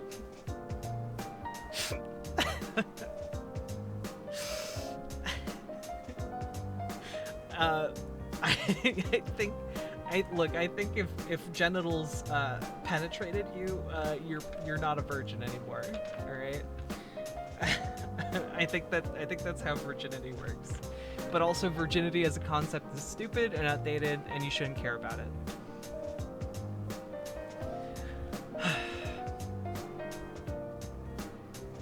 Why does no one bring up Hassan slipping the N-word recently? Wait, what? Hassan said the N-word? Heels are cheating. Quincy, be happy to step on you.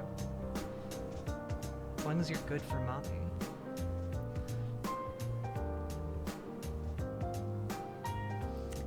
Can I say I'm sad my mom is reading right-wing crapola, and because of it, she didn't want to get the vaccine? Like, she's scaring me with the crap she's watching. I don't know what to do. Send help.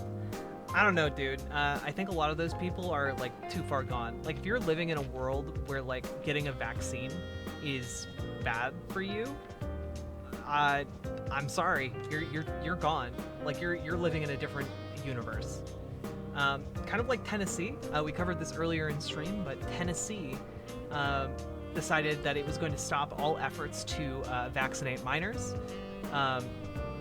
So if your kid is going to and not just for like COVID-19, for anything, they stopped all communications about reminding kids to get like their second doses.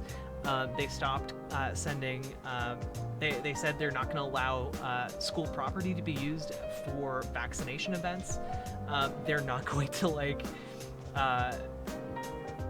They said something along the lines of like it's not the Department of Health in Tennessee's job to make sure that kids are getting vaccinated. That's the Department of Education in Tennessee. I'm sorry if you're living in a world like that. You're just completely unhinged from reality.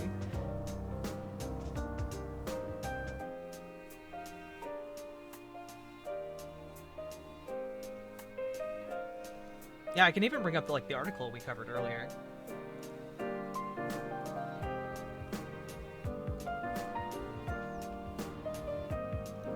Here we go. The Tennessean. Tennessee abandons vaccine outreach to minors, not just for COVID-19. You want to be trans but you're scared? Everyone who says that they are trans are scared. Don't worry about it. Just have a nice talk with a therapist, you know? Let's see, what was the quote from lawmakers?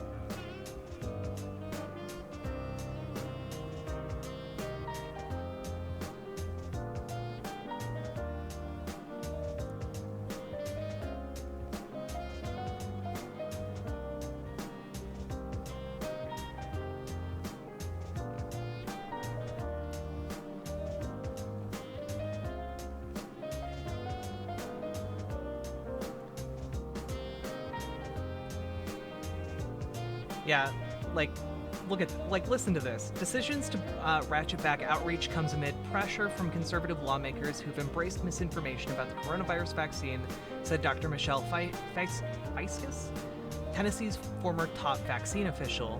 Fiskus was fired without explanation on Monday. She also said she was scapegoated to appease lawmakers who had described the routine vaccination outreach as reprehensible.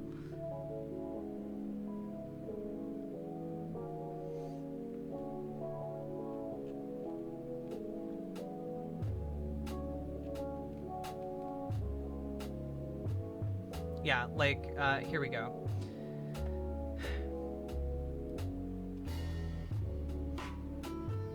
Chief Medical Officer Dr. Tim Jones told staff they should conduct no proactive outreach regarding routine vaccines and no outreach whatsoever regarding the HPV vaccine. Staff were also told not to do any pre-planning for flu shot events at schools.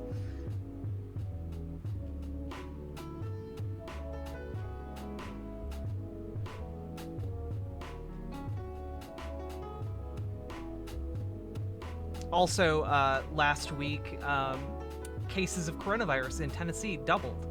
So, that's great. Just super, super good stuff. Only good things in Tennessee. Stranger Things 32, thank you for the follow, by the way. I don't think I said thank you for that, so...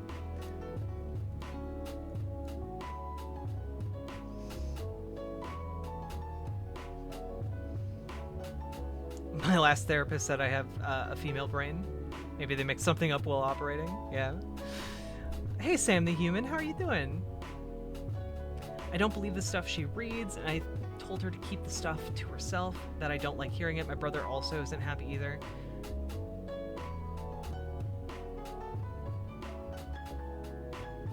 Ooh, yeah, Cryptid. You should definitely get snuck out and get your vaccine if you can. Especially if you're in a house with like somebody who's like not gonna help you get vaccinated.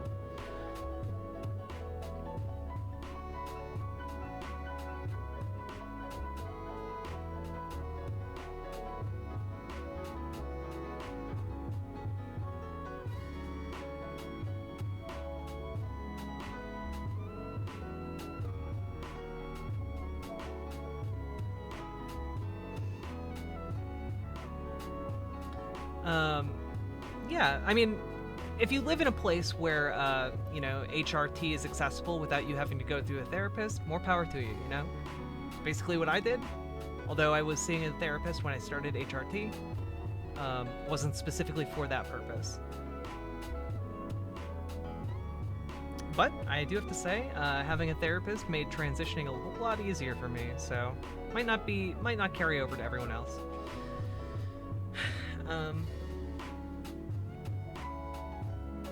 Oh yeah, sorry, you gotta whisper links to mods. I know it is fascism in chat, but we get a lot of drive-by Nazis in here who post doxing links or links to scrape DDoS information from. It's already happened a couple times actually, which is not fun for me to deal with. It's literally 1984. Oh, you have lots of thoughts. Are they good thoughts, Sam the Human? I hope they're not bad thoughts.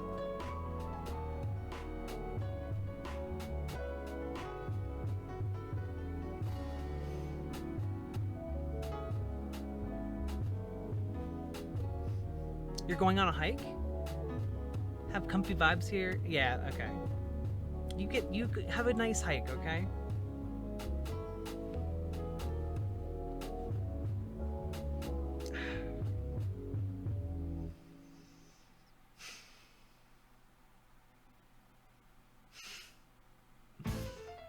Chat, I'm having a really good time talking with all you. Probably why I've been streaming for almost 10 hours now. You're just fun to talk with. I will die, but in a good way. Yeah. Honestly, I feel that.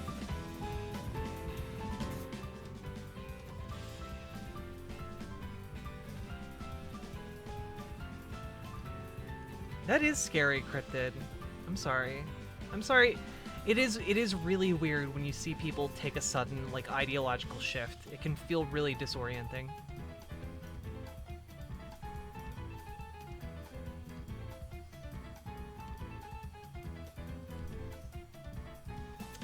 Alright, so,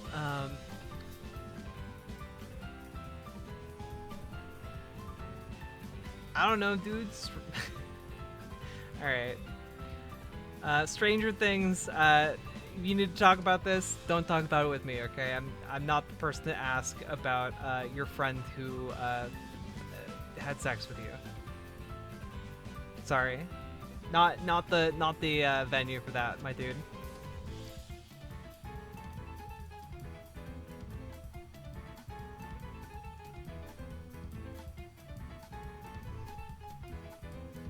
It's not an 18 only stream, but we do talk a lot about adult things.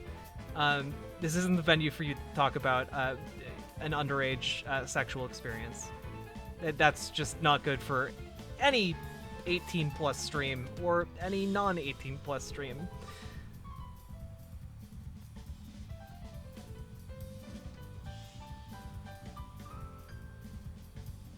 So we're gonna get rid of that comment real quick.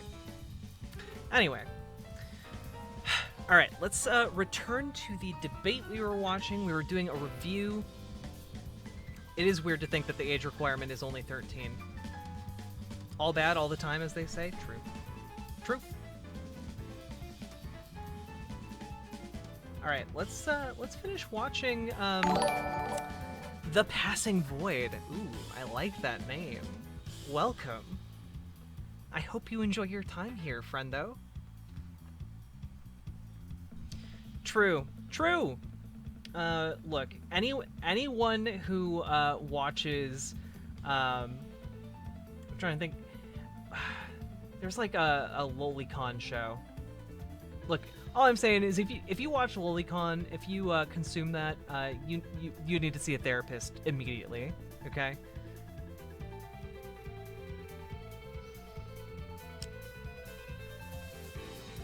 All right, we are going to finish watching this debate between socialism and capitalism. Let's see how it goes. But we were put together, they would not be able to work. There's some particular reason, no reason for that. I think we need to hear the reason, and we certainly haven't heard the reason or anything like it yet. This no true Scotsman claim, I've already explained why that's just wrong. I mean, you're just misunderstanding what no true Scotsman means. But forget it.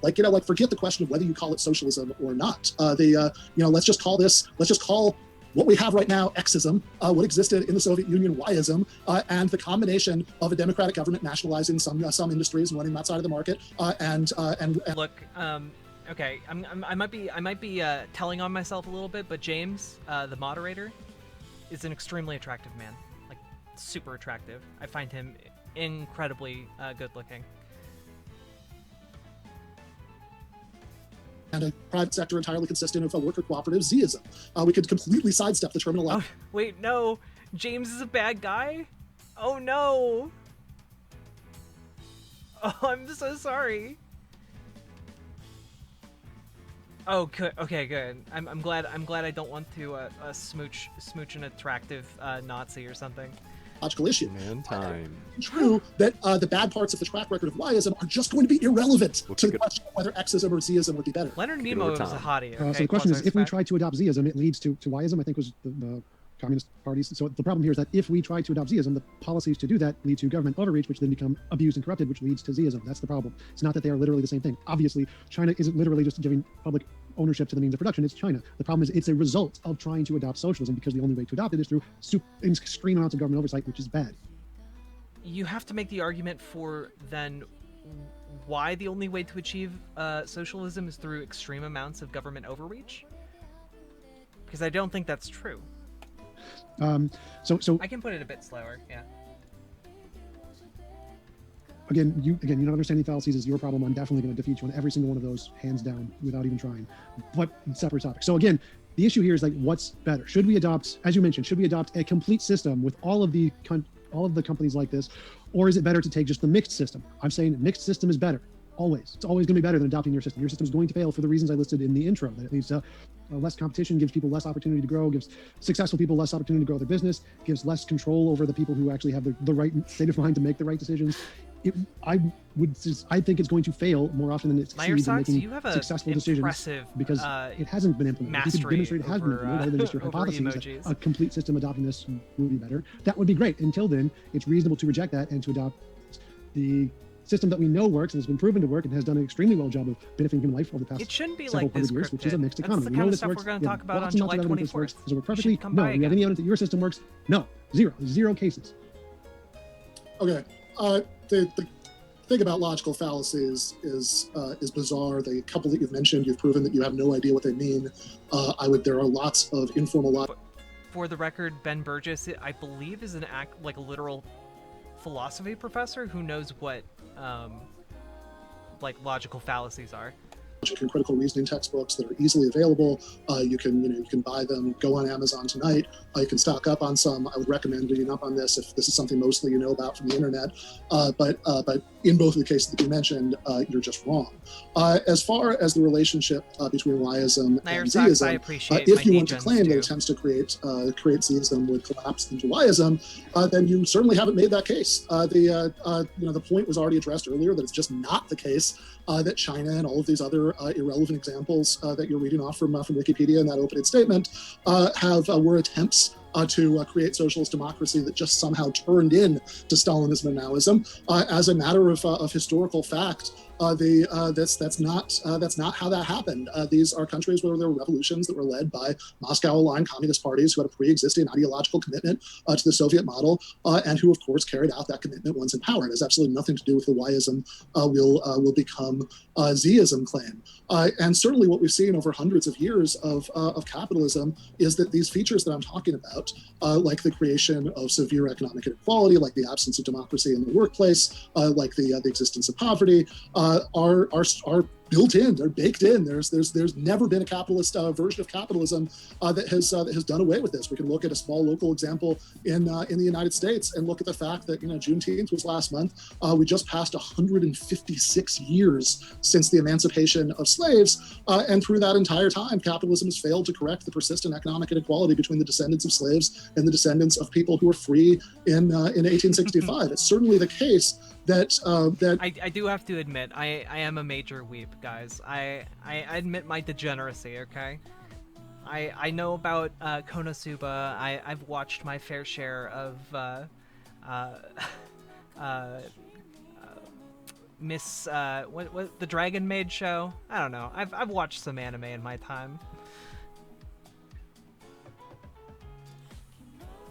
regulatory states and labor unions can sometimes make progress, push that boulder up the hill of sanding off some of the worst edges of capitalism. And then, of course, the wealthy elite, every time they have Oh wait, what's my moral framework in philosophy terms?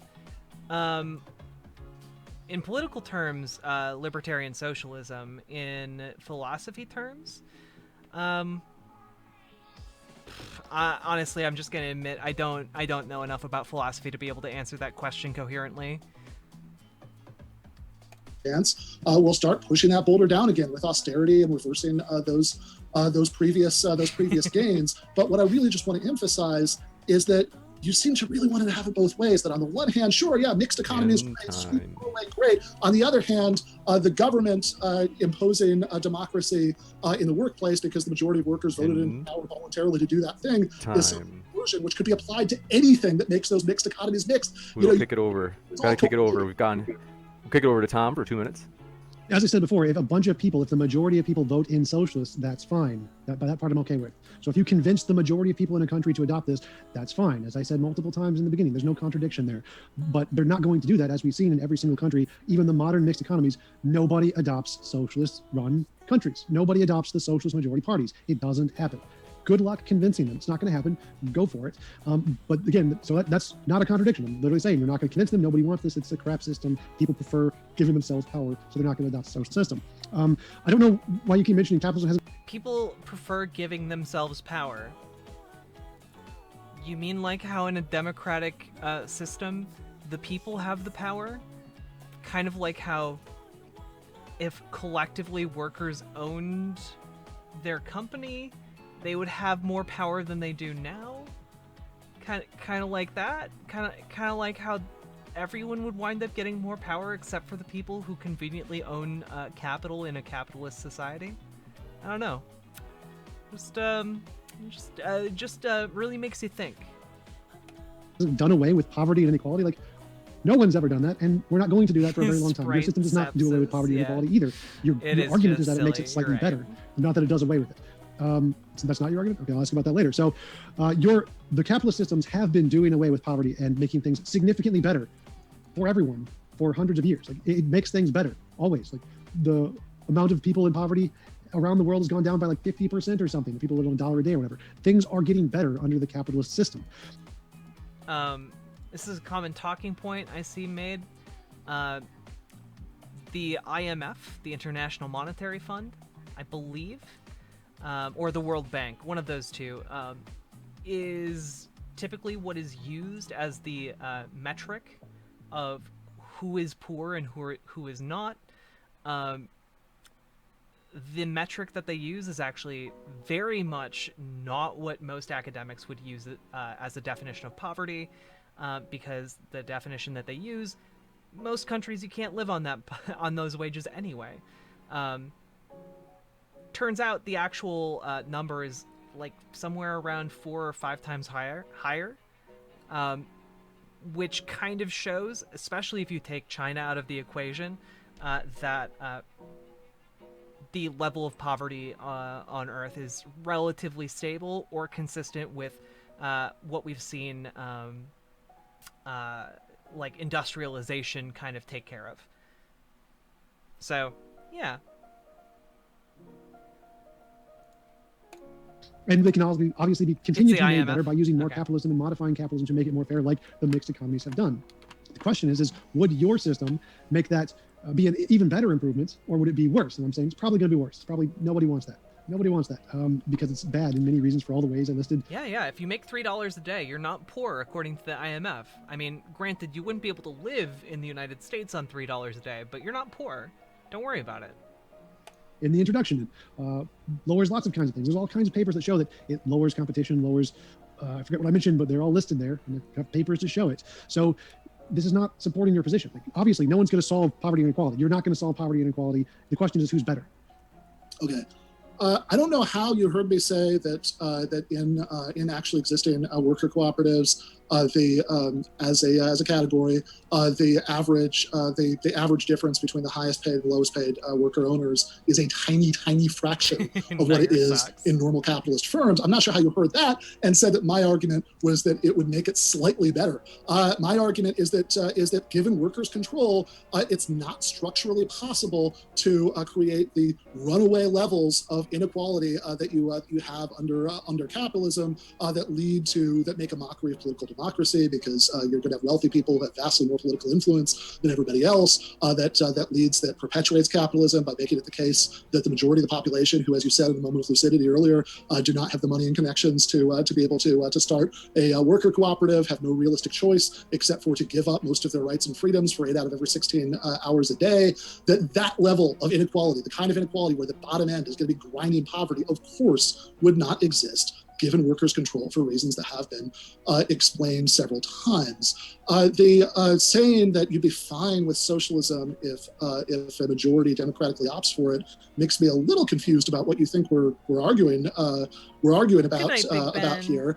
But if you say that a majority of the population is never going to support that, well, there certainly are historical examples where a majority of the population has supported it. So just to, I'm not making a statistical claim here, but just to go with one example that springs to mind, Chile in the 1970s, the Democratic Socialist government of Salvador Allende was picked by a majority of the Chilean electors on a very radical socialist platform, and of course, as is often the case when that happens, the United States took the view that Henry Kissinger famously said, just because the citizens of the country are irresponsible doesn't mean that they should be allowed to go. That's certainly not the only example of that. But of course, we've got to kick it over. Would happen. We've got to kick it over. Thanks so much, Tom. The floor is all yours. Yeah, I mean, I think that those didn't turn out so well, did they? So I'm ready to go to Q&A. I've stated my piece. Yeah, I mean, you're right. It did. I mean, the example I gave certainly didn't turn out very well, but not because of any problem with socialism. You got it. Well, want to let you know, folks, because I know many of you have many things on your mind, and so oftentimes at the very start of the debate, I say, hey, hit that subscribe button so you don't miss the rhetoric here on TJump's part. Absolutely dazzling. Just some real big brain laser eyes, high level ideas coming out of TJump. Future upcoming debates. And so, as I mentioned, a lot of people, you guys have things on your mind, all that good stuff. So I just, in chat, hit the button for subscribers only chat. It's temporary. We don't mean to twist your arm into subscribing. Only because, as I mentioned, a lot of times people miss it up front. And more female dictators. So, want to encourage you to subscribe, be in the chat if you haven't already hit that subscribe button. And with that, we will jump into the questions. Thank you very much for your first question. This one coming in from, you guessed it, Logical, Plausible, Probable. Thanks so much. Says, congrats on hitting half-century mark. Everyone, push that like button and let's help James to get to 100,000 subs. Thanks for building an awesome channel. Thanks so much, John. And we are excited. We're celebrating. It's a thank you celebration for 50,000 subs tomorrow. So you don't want to miss that one, folks. We're going to have votes and all sorts of fun stuff. It's going to be a lot of fun, but thank you. And Brenton Langle, thanks so much. Says, TJump. Donald Trump never won the popular vote. True. And said he loved, quote, low information voters, unquote. Anti-Dem arguments using 45 as an example make no sense.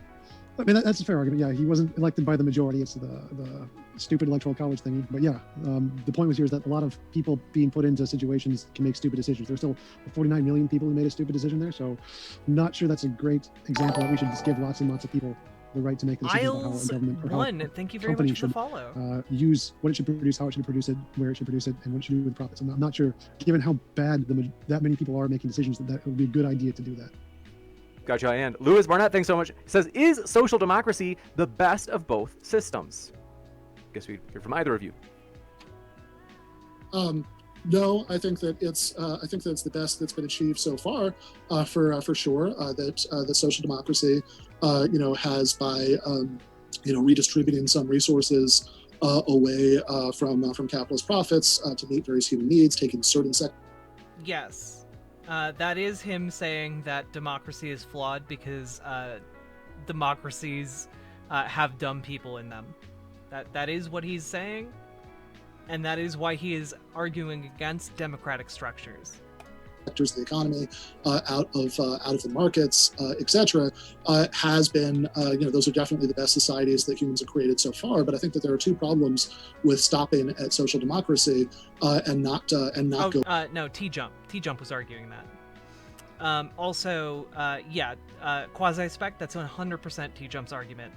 Going for full workplace democracy. One problem is pragmatic. The other is ideological. The pragmatic problem is the one that's already been mentioned. Rosa Luxemburg's metaphor about reformism is the labor of Sisyphus. You're pushing the boulder up the hill, and it's being pushed back down again. That if you leave the capitalist class of business owners with their economic power, concentrated economic power will always find ways to translate into political power, and they will always use that to chip away at whatever reforms have been enacted so far. At the end of the day, if you want to avoid that, you have to, as Michael Brooks used to put it, you have to start taking some pieces off the board by democratizing the economy. That's the pragmatic problem.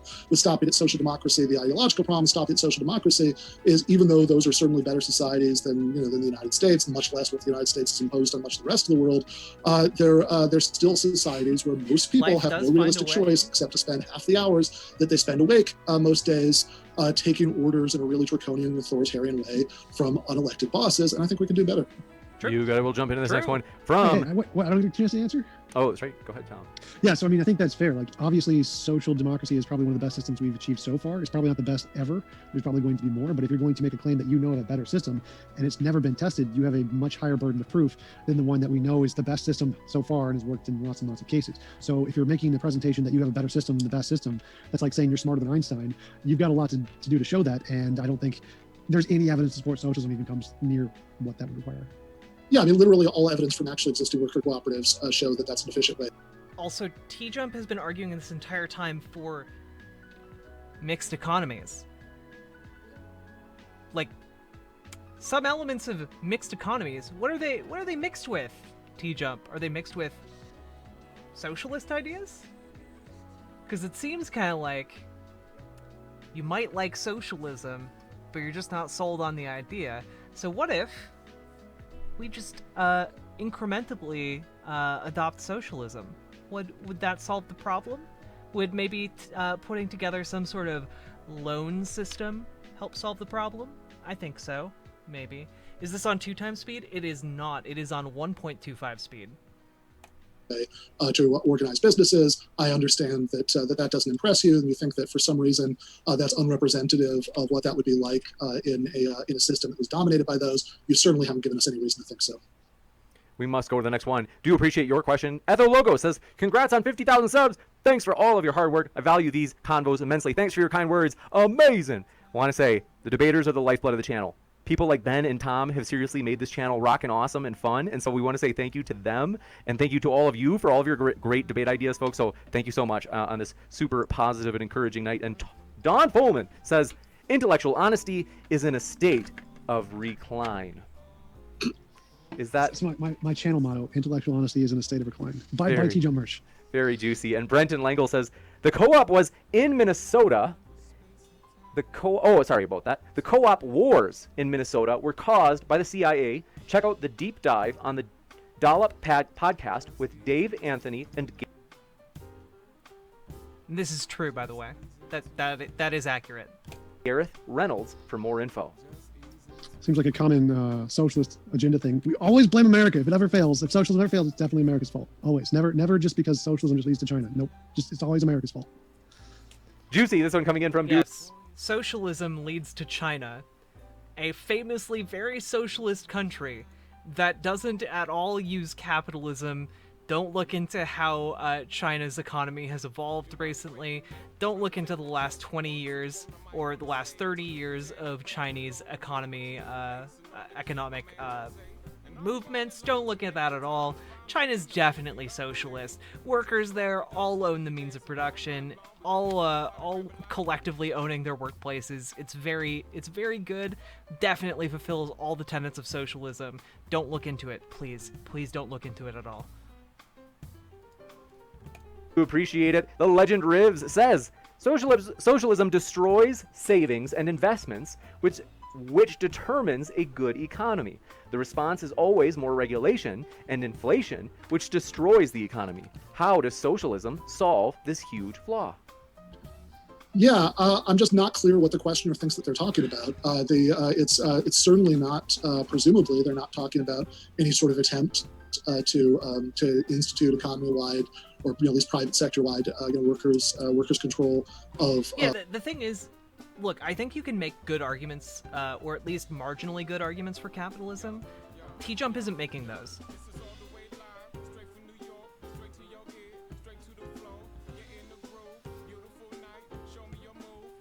Of production. I assume that they don't think they're talking about that.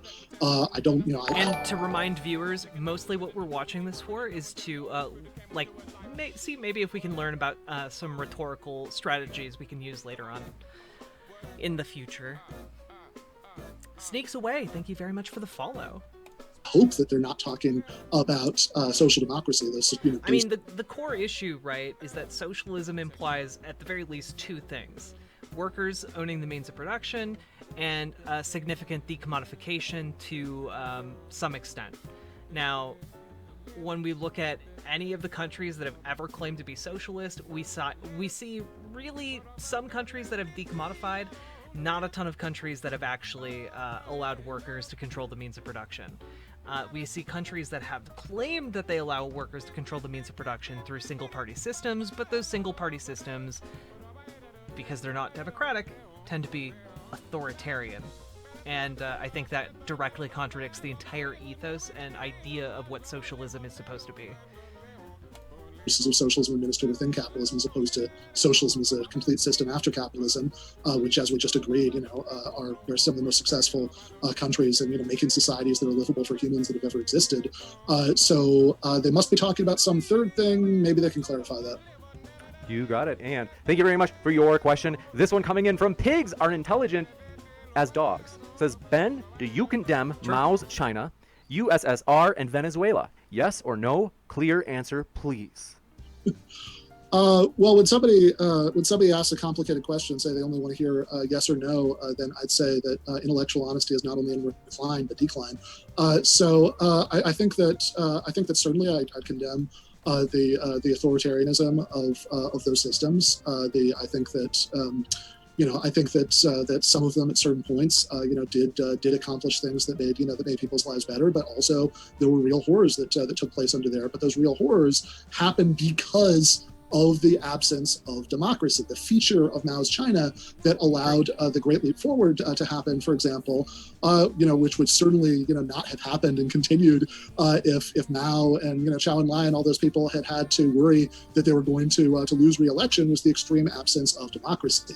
So if this is supposed to be an argument against socialism in the sense of extending democracy to the workplace, I don't really understand how the argument works, because in this case we're talking about countries that not only did not have democracy in the workplace, they had less democracy overall than regular capitalist democracies, and that's precisely why these things happen. You don't get a great leap forward in a country where the electorate has a way to take leaders out of power. You don't get the Ukrainian famine in a situation like that. So yeah, I think that these are cautionary tales about the absence of democracy. Unlike Tom, apparently I am a big fan of democracy. I'm such a big fan of it, I want to extend it to the economy. You got it, and thank you very much for your question. Made by Jim Bob says, and it's not related, but I'm so curious to get your guys' opinion on this. What do you think of the film Cuties? Oh, God. I haven't seen it. No idea what you're talking about. Sure, Tom. Okay, next one. Brenton Langle, thanks for your question, says, TJump is ignoring the entire anarchist movement. You can build socialism without centralizing power. It has happened multiple times throughout history. Yeah, Zaxter, yeah, socialism has largely, at least in the original formulation of the idea, kind of came down into two different camps. You have evolutionary socialism and revolutionary socialism. Revolutionary socialism is more inclined towards violent revolution, using any and all means to achieve control over the state, and then using the state to implement socialist reforms. Whereas evolutionary reforms seek to change the politics of the state through democratic means, and using the power of the state to then implement those reforms. And frankly, I think that is the only possible way forward for a healthy brand of socialism to arise. The anarchist movement? I don't think that's a good strategy to go with, but okay. Next up, thanks very much. Made by Jim Bob strikes again, saying, I like Ben Burgis. I think Ben has a pretty good grasp on rhetoric, and I was hoping to learn some new possible rhetorical strategies from him. TJump largely seems like a I don't know. He seems like he thinks he knows how to argue, but I find everything that comes out of his mouth very dumb. Tom, oh gosh, Tom, I hope this isn't... They say, Tom, is that chair the only thing you have left from your grandma? Is this, please tell me this is like a sincere, not... True, tankies are cringe, and I will not associate with them. kind of mean super chat about your late grandma. Yeah, my grandmother died, and you should just send me all the money from the super chat. Like, no, it's a joke. I got this from Lazy Boy store. Gotcha. Okay. I started sweating. Okay. Pigs are intelligent as dogs says, if co-ops are so good, why not just wait a bit? People will see co-ops are better than traditional companies and will start doing them to beat the competition, right? Wrong. I think that this is a argument that's beloved of libertarians and other advocates of the pure laissez-faire system, and at least they're being somewhat internally consistent when they make it. Oh wait, Jediana Jones, thank you very much for the follow. In a way that advocates of a mixed economy would not be internally consistent if they made this argument, because as was mentioned earlier, you could apply the exact same argument to any other reform that curbed capitalist power. You could say, if having if a minimum wage was so great, then everybody would just opt to only work at businesses that offered a minimum wage. You could say if laws against sexual harassment are so great, then everybody would just choose not to work for sexually harassing bosses, et cetera, et cetera, et cetera. It's exactly the same argument. Obviously, realistically, it's not the case that most people are going to be able to do that. If you have a system in which it's an option to be the sole owner. Wait, I did not hear about the PS5 answer. I might need to search that out. Then even people who do have the means, which most people most of the time do not, to try to strike out on their own, most people are going to take that option. And of course, there are only a certain number of lifeboats out of the working class. It's structurally impossible for everybody to take it, but most people are going to try to do it that way. There are tons of built-in competitive disadvantages there. Most obviously, that if you by definition can't reward investors with ongoing ownership shares, or else to the extent. I think it is good to be in a position where you want to ask questions and you seek out answers to the things you don't know about, That you did that, you would to that extent cease to be a co-op. That makes it harder to start a co-op than a regular capitalist firm. Obviously, the fact that ordinary working class people really are a bigger risk for banks giving out loans than people who have some means. That's going to be a structural disadvantage for co-ops, and all of these things make it harder to start them. Of course, again, the statistics that exist, we can argue about whether the sample size is big enough, but the statistics that exist seem to show that once they get started, they do about as well. But I would suggest that if you want to know whether most people would just like taking orders and don't want to have any autonomy, don't want to have rights at work, don't want to have a vote in management elections, or whether they do, probably the best way to test that is not whether people, make the effort, make a desperate attempt to pool together what little money they have to start a small business that will probably fail, as most new businesses do. The best way to test that is to see what happens politically, to see if you can build a majority through the political process to support socialism. I know Tom thinks that that's impossible, despite there being past examples of it.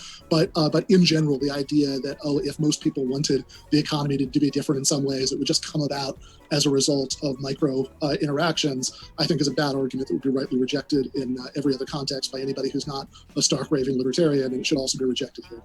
You got it. And thank you very much, Amanda, for your super chat via Venmo. Folks, we do have Venmo. Modern Day Debate is our call, or you could say our handle on Venmo. Amanda says 50K celebration. Thank you, Amanda. I am pumped for it as well. And so, as I mentioned, it is a thank you celebration for our guests like Ben and Tom, as well as for all of you for your ideas, for debate topics, things like that. We are pumped. And so thank you so much for that support. This one coming in from Farron. Sneaks away.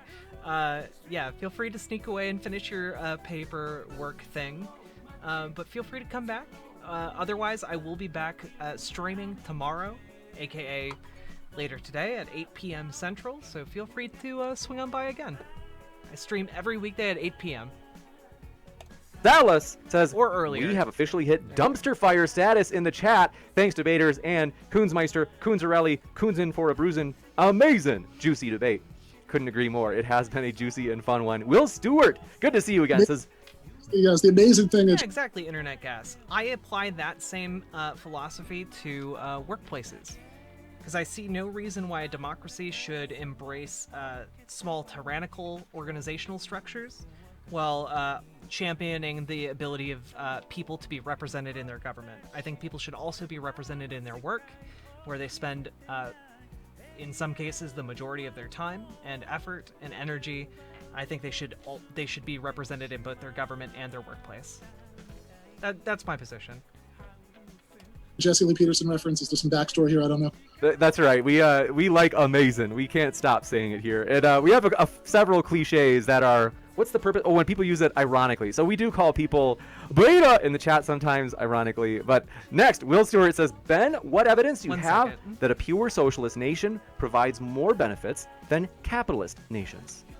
Well, what I'd say is that the main reason to think that some forms of socialism can't have lead to functioning and prosperous economies is the calculation problem, the issue about how to coordinate production with fine-grained consumer preferences in the absence of market signals, or the lack of efficiency that can enter into an economy without firm failure. But the good news is that what we do know for sure from those mixed economies is that it is entirely possible to have a successful economy where some sectors are taken outside of the market. So let's say Sugma. Use the most pessimistic projection, like Tom. I think that, in the future with the development of AI, who knows, right? Maybe we could have a much more radically demarketized version of socialism. But in terms of what can logistically exist right now, sure, let's take that worst case scenario from the calculation problem and say there's no way to do it without having market mechanisms, without having price signals, without having firm failure. You can have all that and still have it be the case that the market sector, those firms, are at least Sug these nuts. Boom. Sorry, Sugma nuts. There we go. I messed it up. I'm bad. Shut up. Don't ignore what I just said. Collectively owned and democratically run by the workers. And if you're going to say no, that can't work, that unlike the worker I got you, but I flubbed the delivery. I only half got you. Cooperative sector, you only got one nut, not two. Exists right now.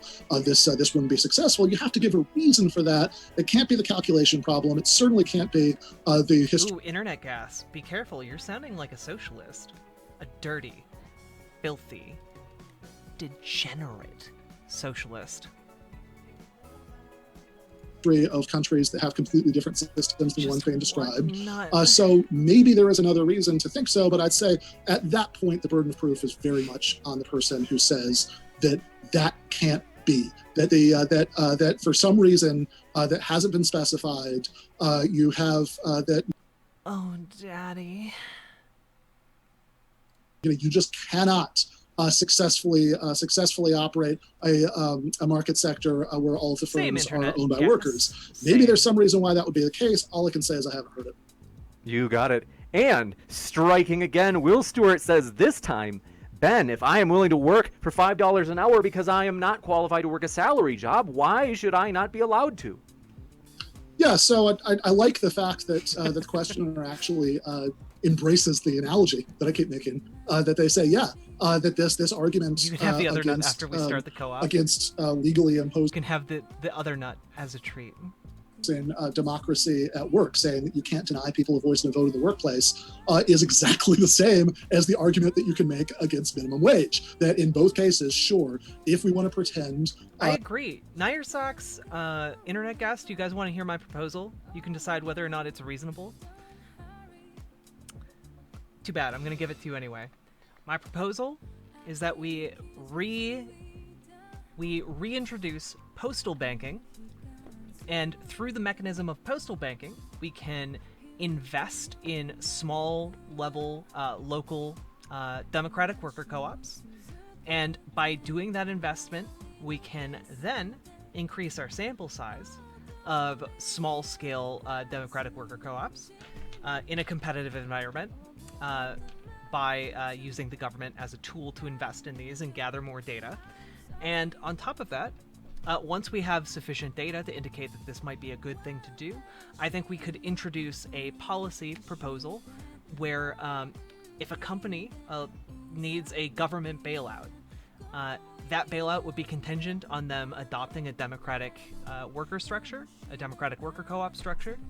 And I think that overall, we can just kind of let that sit and let the market forces kind of dictate what they may at that point.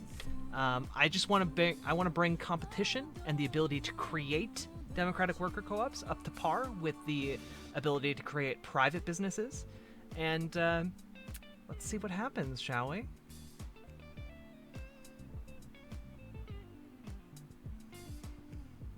That's my idea.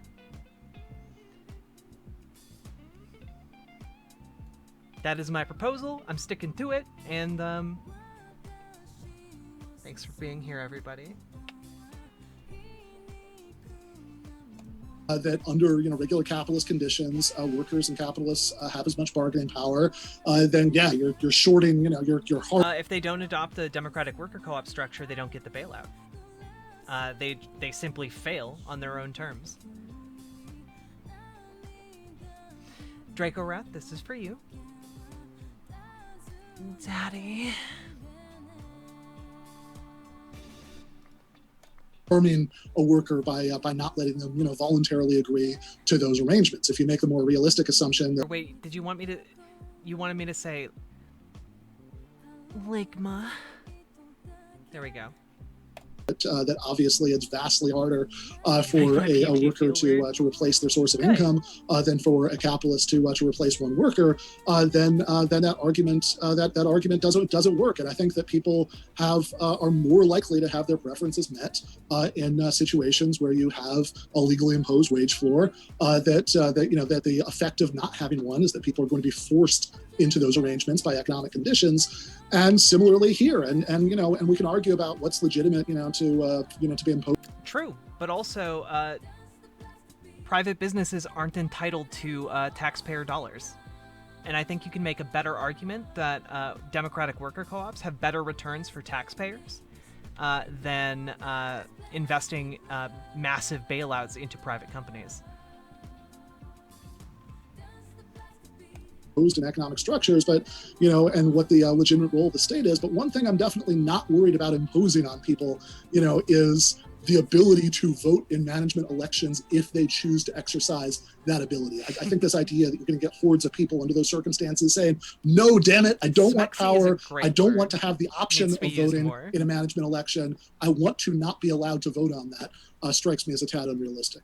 You got it. And so thank you very much for this. Alex, appreciate your super chat, just supporting the channel. And also thanks so much for your question. Will Stewart is coming at you, Ben. He's like a dog with a bone. He says, I believe I asked what evidence do you have, not what assertions do you think make sense, Ben?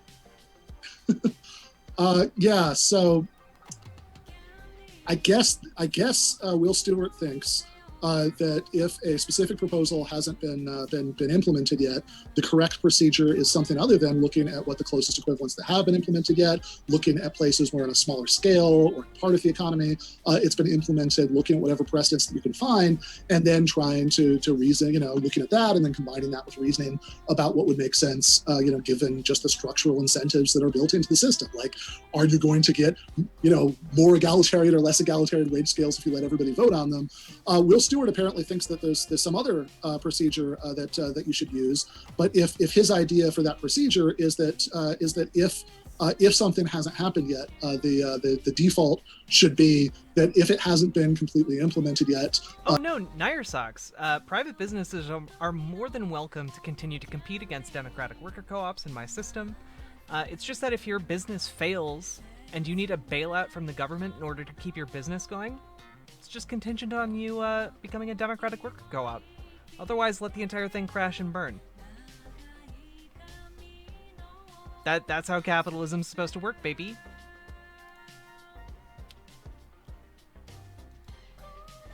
That you should just assume that it would be a disaster. That's an argument that can be applied at literally any point in human history to argue against literally any piece of progress that hasn't happened yet. And I hope we can all see the problem with that. You got it. And thank you very much for your question. Bubblegum Gun, more of a statement, says, anarcho-capitalism is the only tenable position. Fact. I think there's more of a contradiction. I don't think you can have anarcho-capitalism.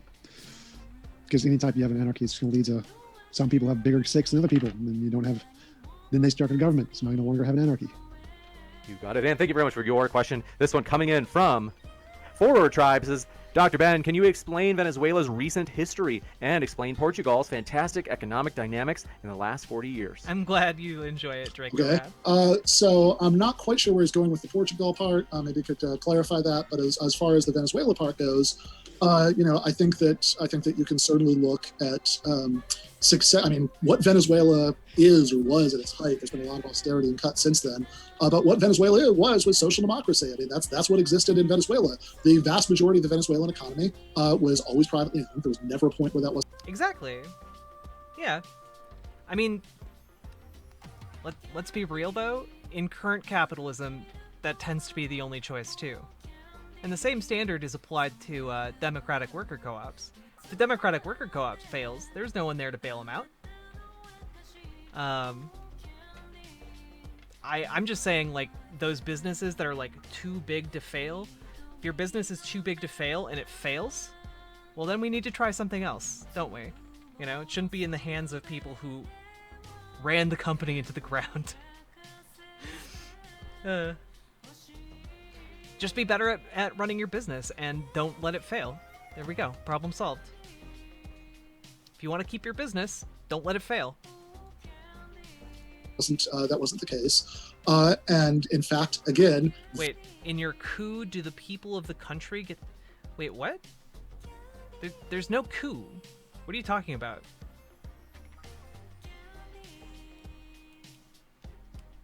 If...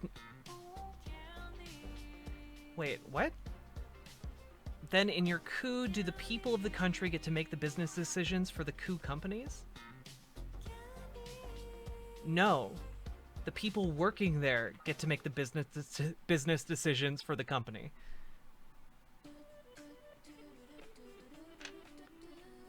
Oh, okay. In your co-op, do the people of the country get to make the business decisions? No. It's about structuring the company in a different way. I think there are a lot of benefits to a given country for adopting democratic worker co-ops. For example, democratic worker co-ops, it's really hard to democratically pass a resolution through your employees to be like, hey, let's agree to commit tax fraud together. That's a hard pill to like democratically pass through your company. Or like, hey, let's dump our toxic waste into a local water supply. Hard proposal to democratically pass through your company. Things like that, I think, would be really hard to do. So I think democratic worker co-ops would actually wind up paying more in taxes comparable to private companies that are incentivized to, hide their revenue in like the Cayman Islands or whatever. Just to name a couple points. Plus, democratic worker co-ops, not very likely to vote to move their production facilities, their manufacturing, their jobs overseas. Democratic worker co-ops tend to vote to keep their company where it is. So these are just a few of the examples that could massively benefit people who people in the United States or in the home country, you know? That's my point. And I think these benefits would largely carry over to benefiting the government itself.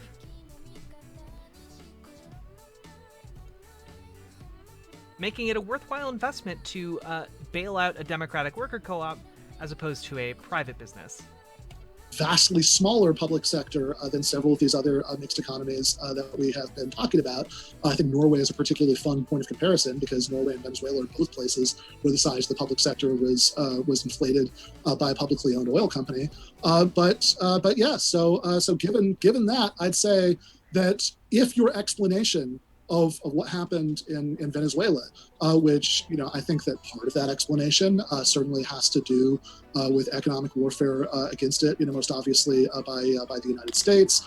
Part of it has to do with severe missteps by some extent Chavez, but really Maduro, in especially in terms of currency management. That's definitely a part of the picture there. When oil prices started to crash, and other oil-producing economies were able to suffer some temporary losses, but then get better. I think that they made some extremely short-sighted currency management decisions that exacerbated and led to bad cycle. But the one thing that you can't really say, if you're going to be intellectually honest, is that socialism caused this. Because if by socialism you mean a society that's not divided into a class of workers and a class of private business owners, then Venezuela is not and never has been socialist. It's always had a predominantly capitalist economy throughout the entire time that Chavez was in power, throughout the entire time that Maduro has been in power. If what you mean by socialism is social democracy, then nope, that doesn't work either, because there are other countries like Sweden and Finland and Denmark and Norway that have gone much further in a social democratic direction than Venezuela has, and the same effects haven't happened. So yeah, I'd say that bare minimum intellectual honesty, we can rule out those two explanations. You got it, and thank you very much for your question. You guessed it. Will Stewart, do appreciate it, buddy. And he says, let me just boomer tech over here. 1 second, the page is loading. Want to remind you, though, while we're waiting, our guests, Tom and Ben, are both linked in the description. Folks, if you haven't clicked their links, what are you waiting for? They're right there in the description box at the very top. This one from Will says, the assumption I have is, if no evidence, then we can say, let's try and find out, but not assert it will be better. Yeah, I mean, again, you can... if no evidence, sure. I dispute no evidence. I don't think that you need to go all the way to a fully democratic socialist economy, since, as we agree, right, there aren't any examples of those. That we have countries where reforms have been carried out by elected socialist governments that have gone a certain distance in that direction, but while still leaving most of the economy in the hands of capitalists, have made people's lives better, but have certainly not transcended capitalism and gone to socialism. That in the absence of that, there's no evidence. I think that's just an unjustified leap. I think that there is evidence. I think that you can if you want to know, can you have a energy sector be successfully run by a democratic state?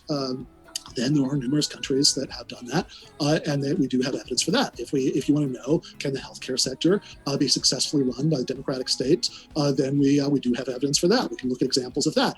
All of that is fully compatible with saying that yes, but you can't have a fully state-owned economy, without economic dysfunction because of calculation problems. Fair enough. So you might still need a market sector, but then the question is, does that have to be a market sector of conventional capitalist firms, or can it be a market sector of worker-owned firms? And I'd say, see earlier in the debate, we very extensively disagreed about this and went back and forth, but I agree. Planned economies are very cringe. I've laid out my reasons for thinking that the existing evidence from the existing examples as a category does give us a reason to think that would be successful. Now, if we had somehow, for some unforeseen reason, things that are very successful a la carte turn out to be disastrous for some reason when put together, then okay, since workers can democratically vote to restore power to capitalists, I'm not quite sure what anti-socialists are so afraid of. You got it. And Bubblegum Gun strikes again with away. A twofer. This time, two statements saying, quote, democracy. By the way, this is why I advocate for hierarchy within democratic worker co-ops. I know there are some people who advocate for just having completely flat employer structures or employment structures. I don't think that that's necessarily a good idea. But there are ways you can have hierarchy within a democratic structure. I mean, we have it in our government, and I believe that we can have hierarchy within a democratic worker co-op while still having, like a legal department to be like, yo, don't do this illegal shit.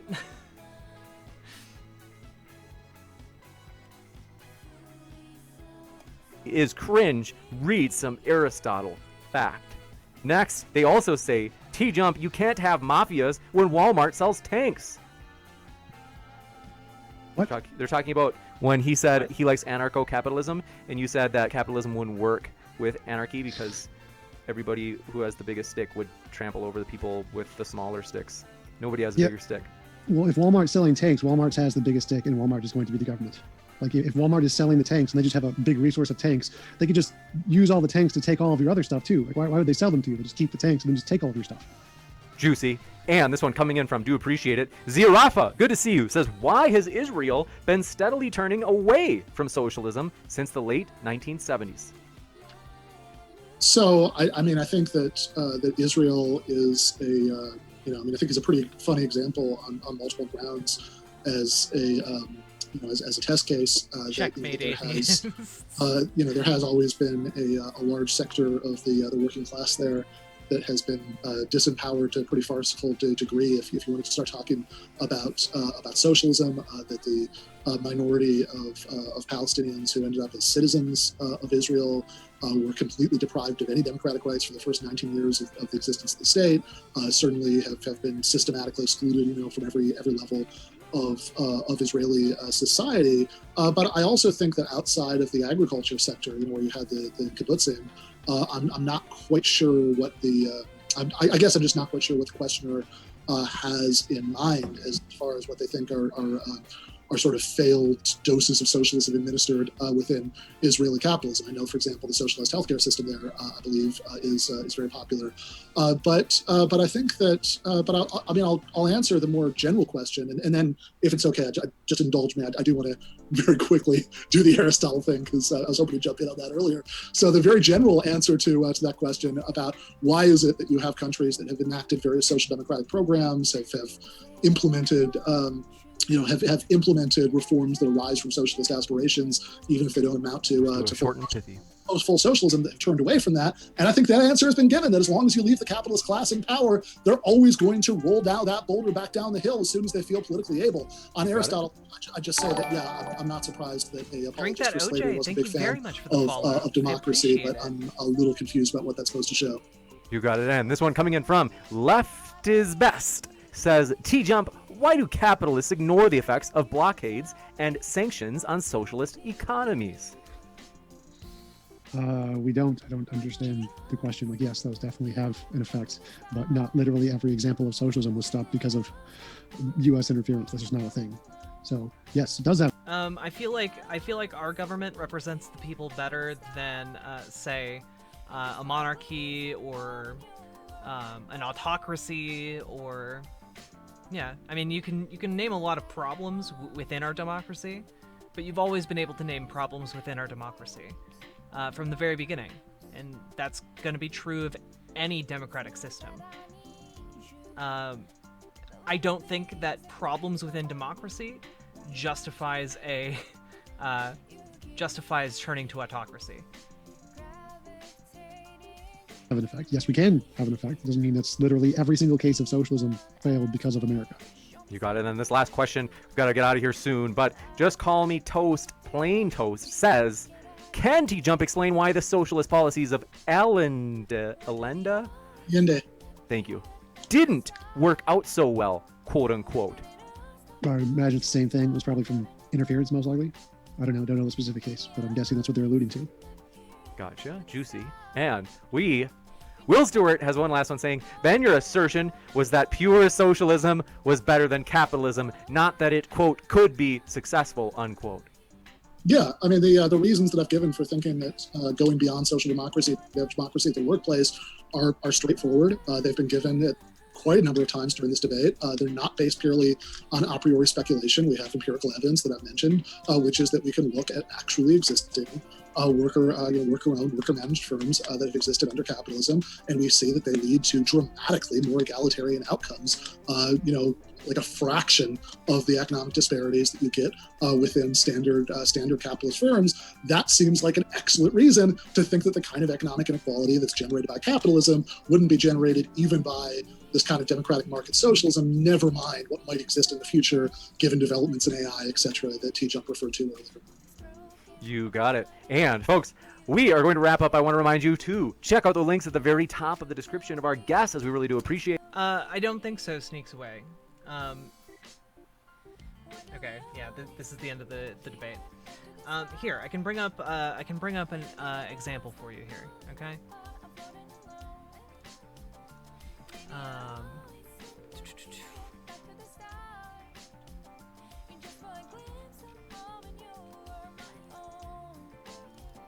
Here's an example of a flow structure for a democratic worker co-op, or a proposed democratic worker co-op. Okay. Can I DM a 7-minute video about socialism in Portugal? You might like it. Sure, go for it. So here you have a hierarchical system within a democratic worker co-op structure. So you have a leadership board. On the leadership board, you have like a CEO, probably of some kind, and you have the publishing team, and you have the editorial team heads. Okay.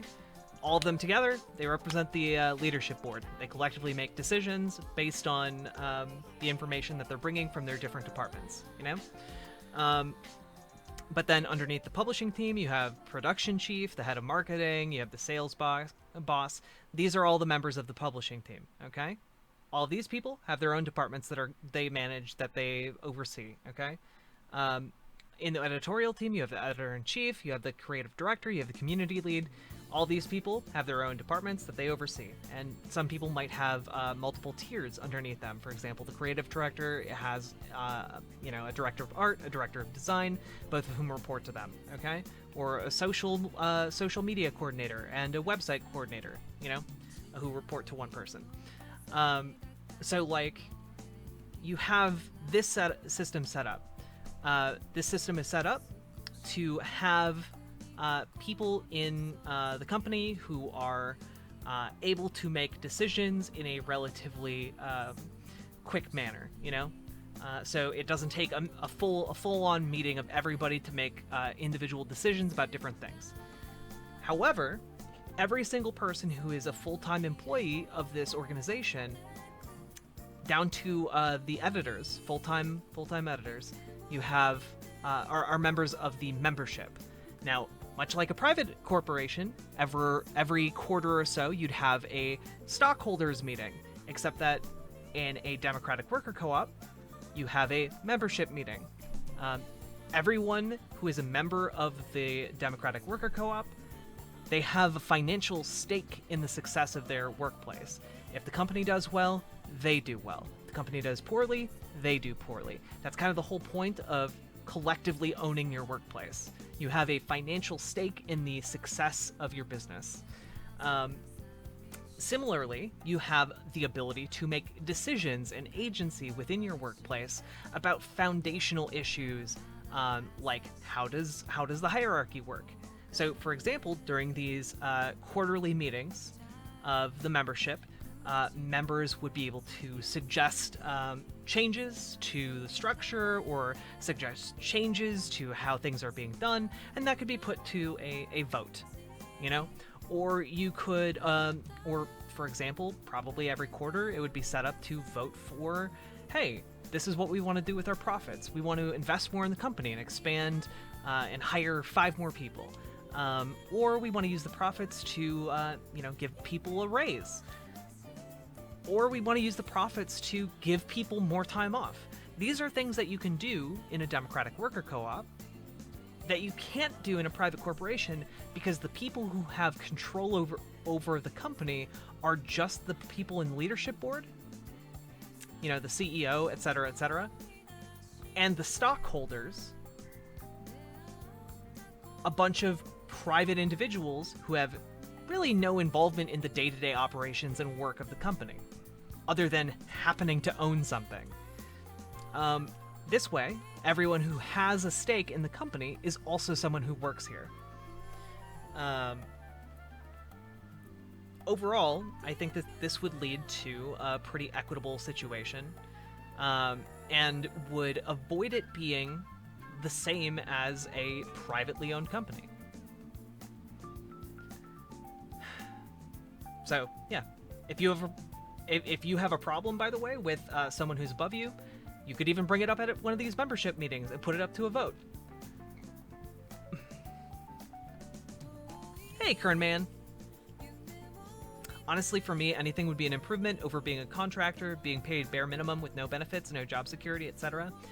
Sprite Sepsis, as somebody who has never been a full-time employee, I agree. I've only ever been a contractor, and I've been in the workforce for the past 13 years. Like, I agree. It'd be nice to not be a contractor.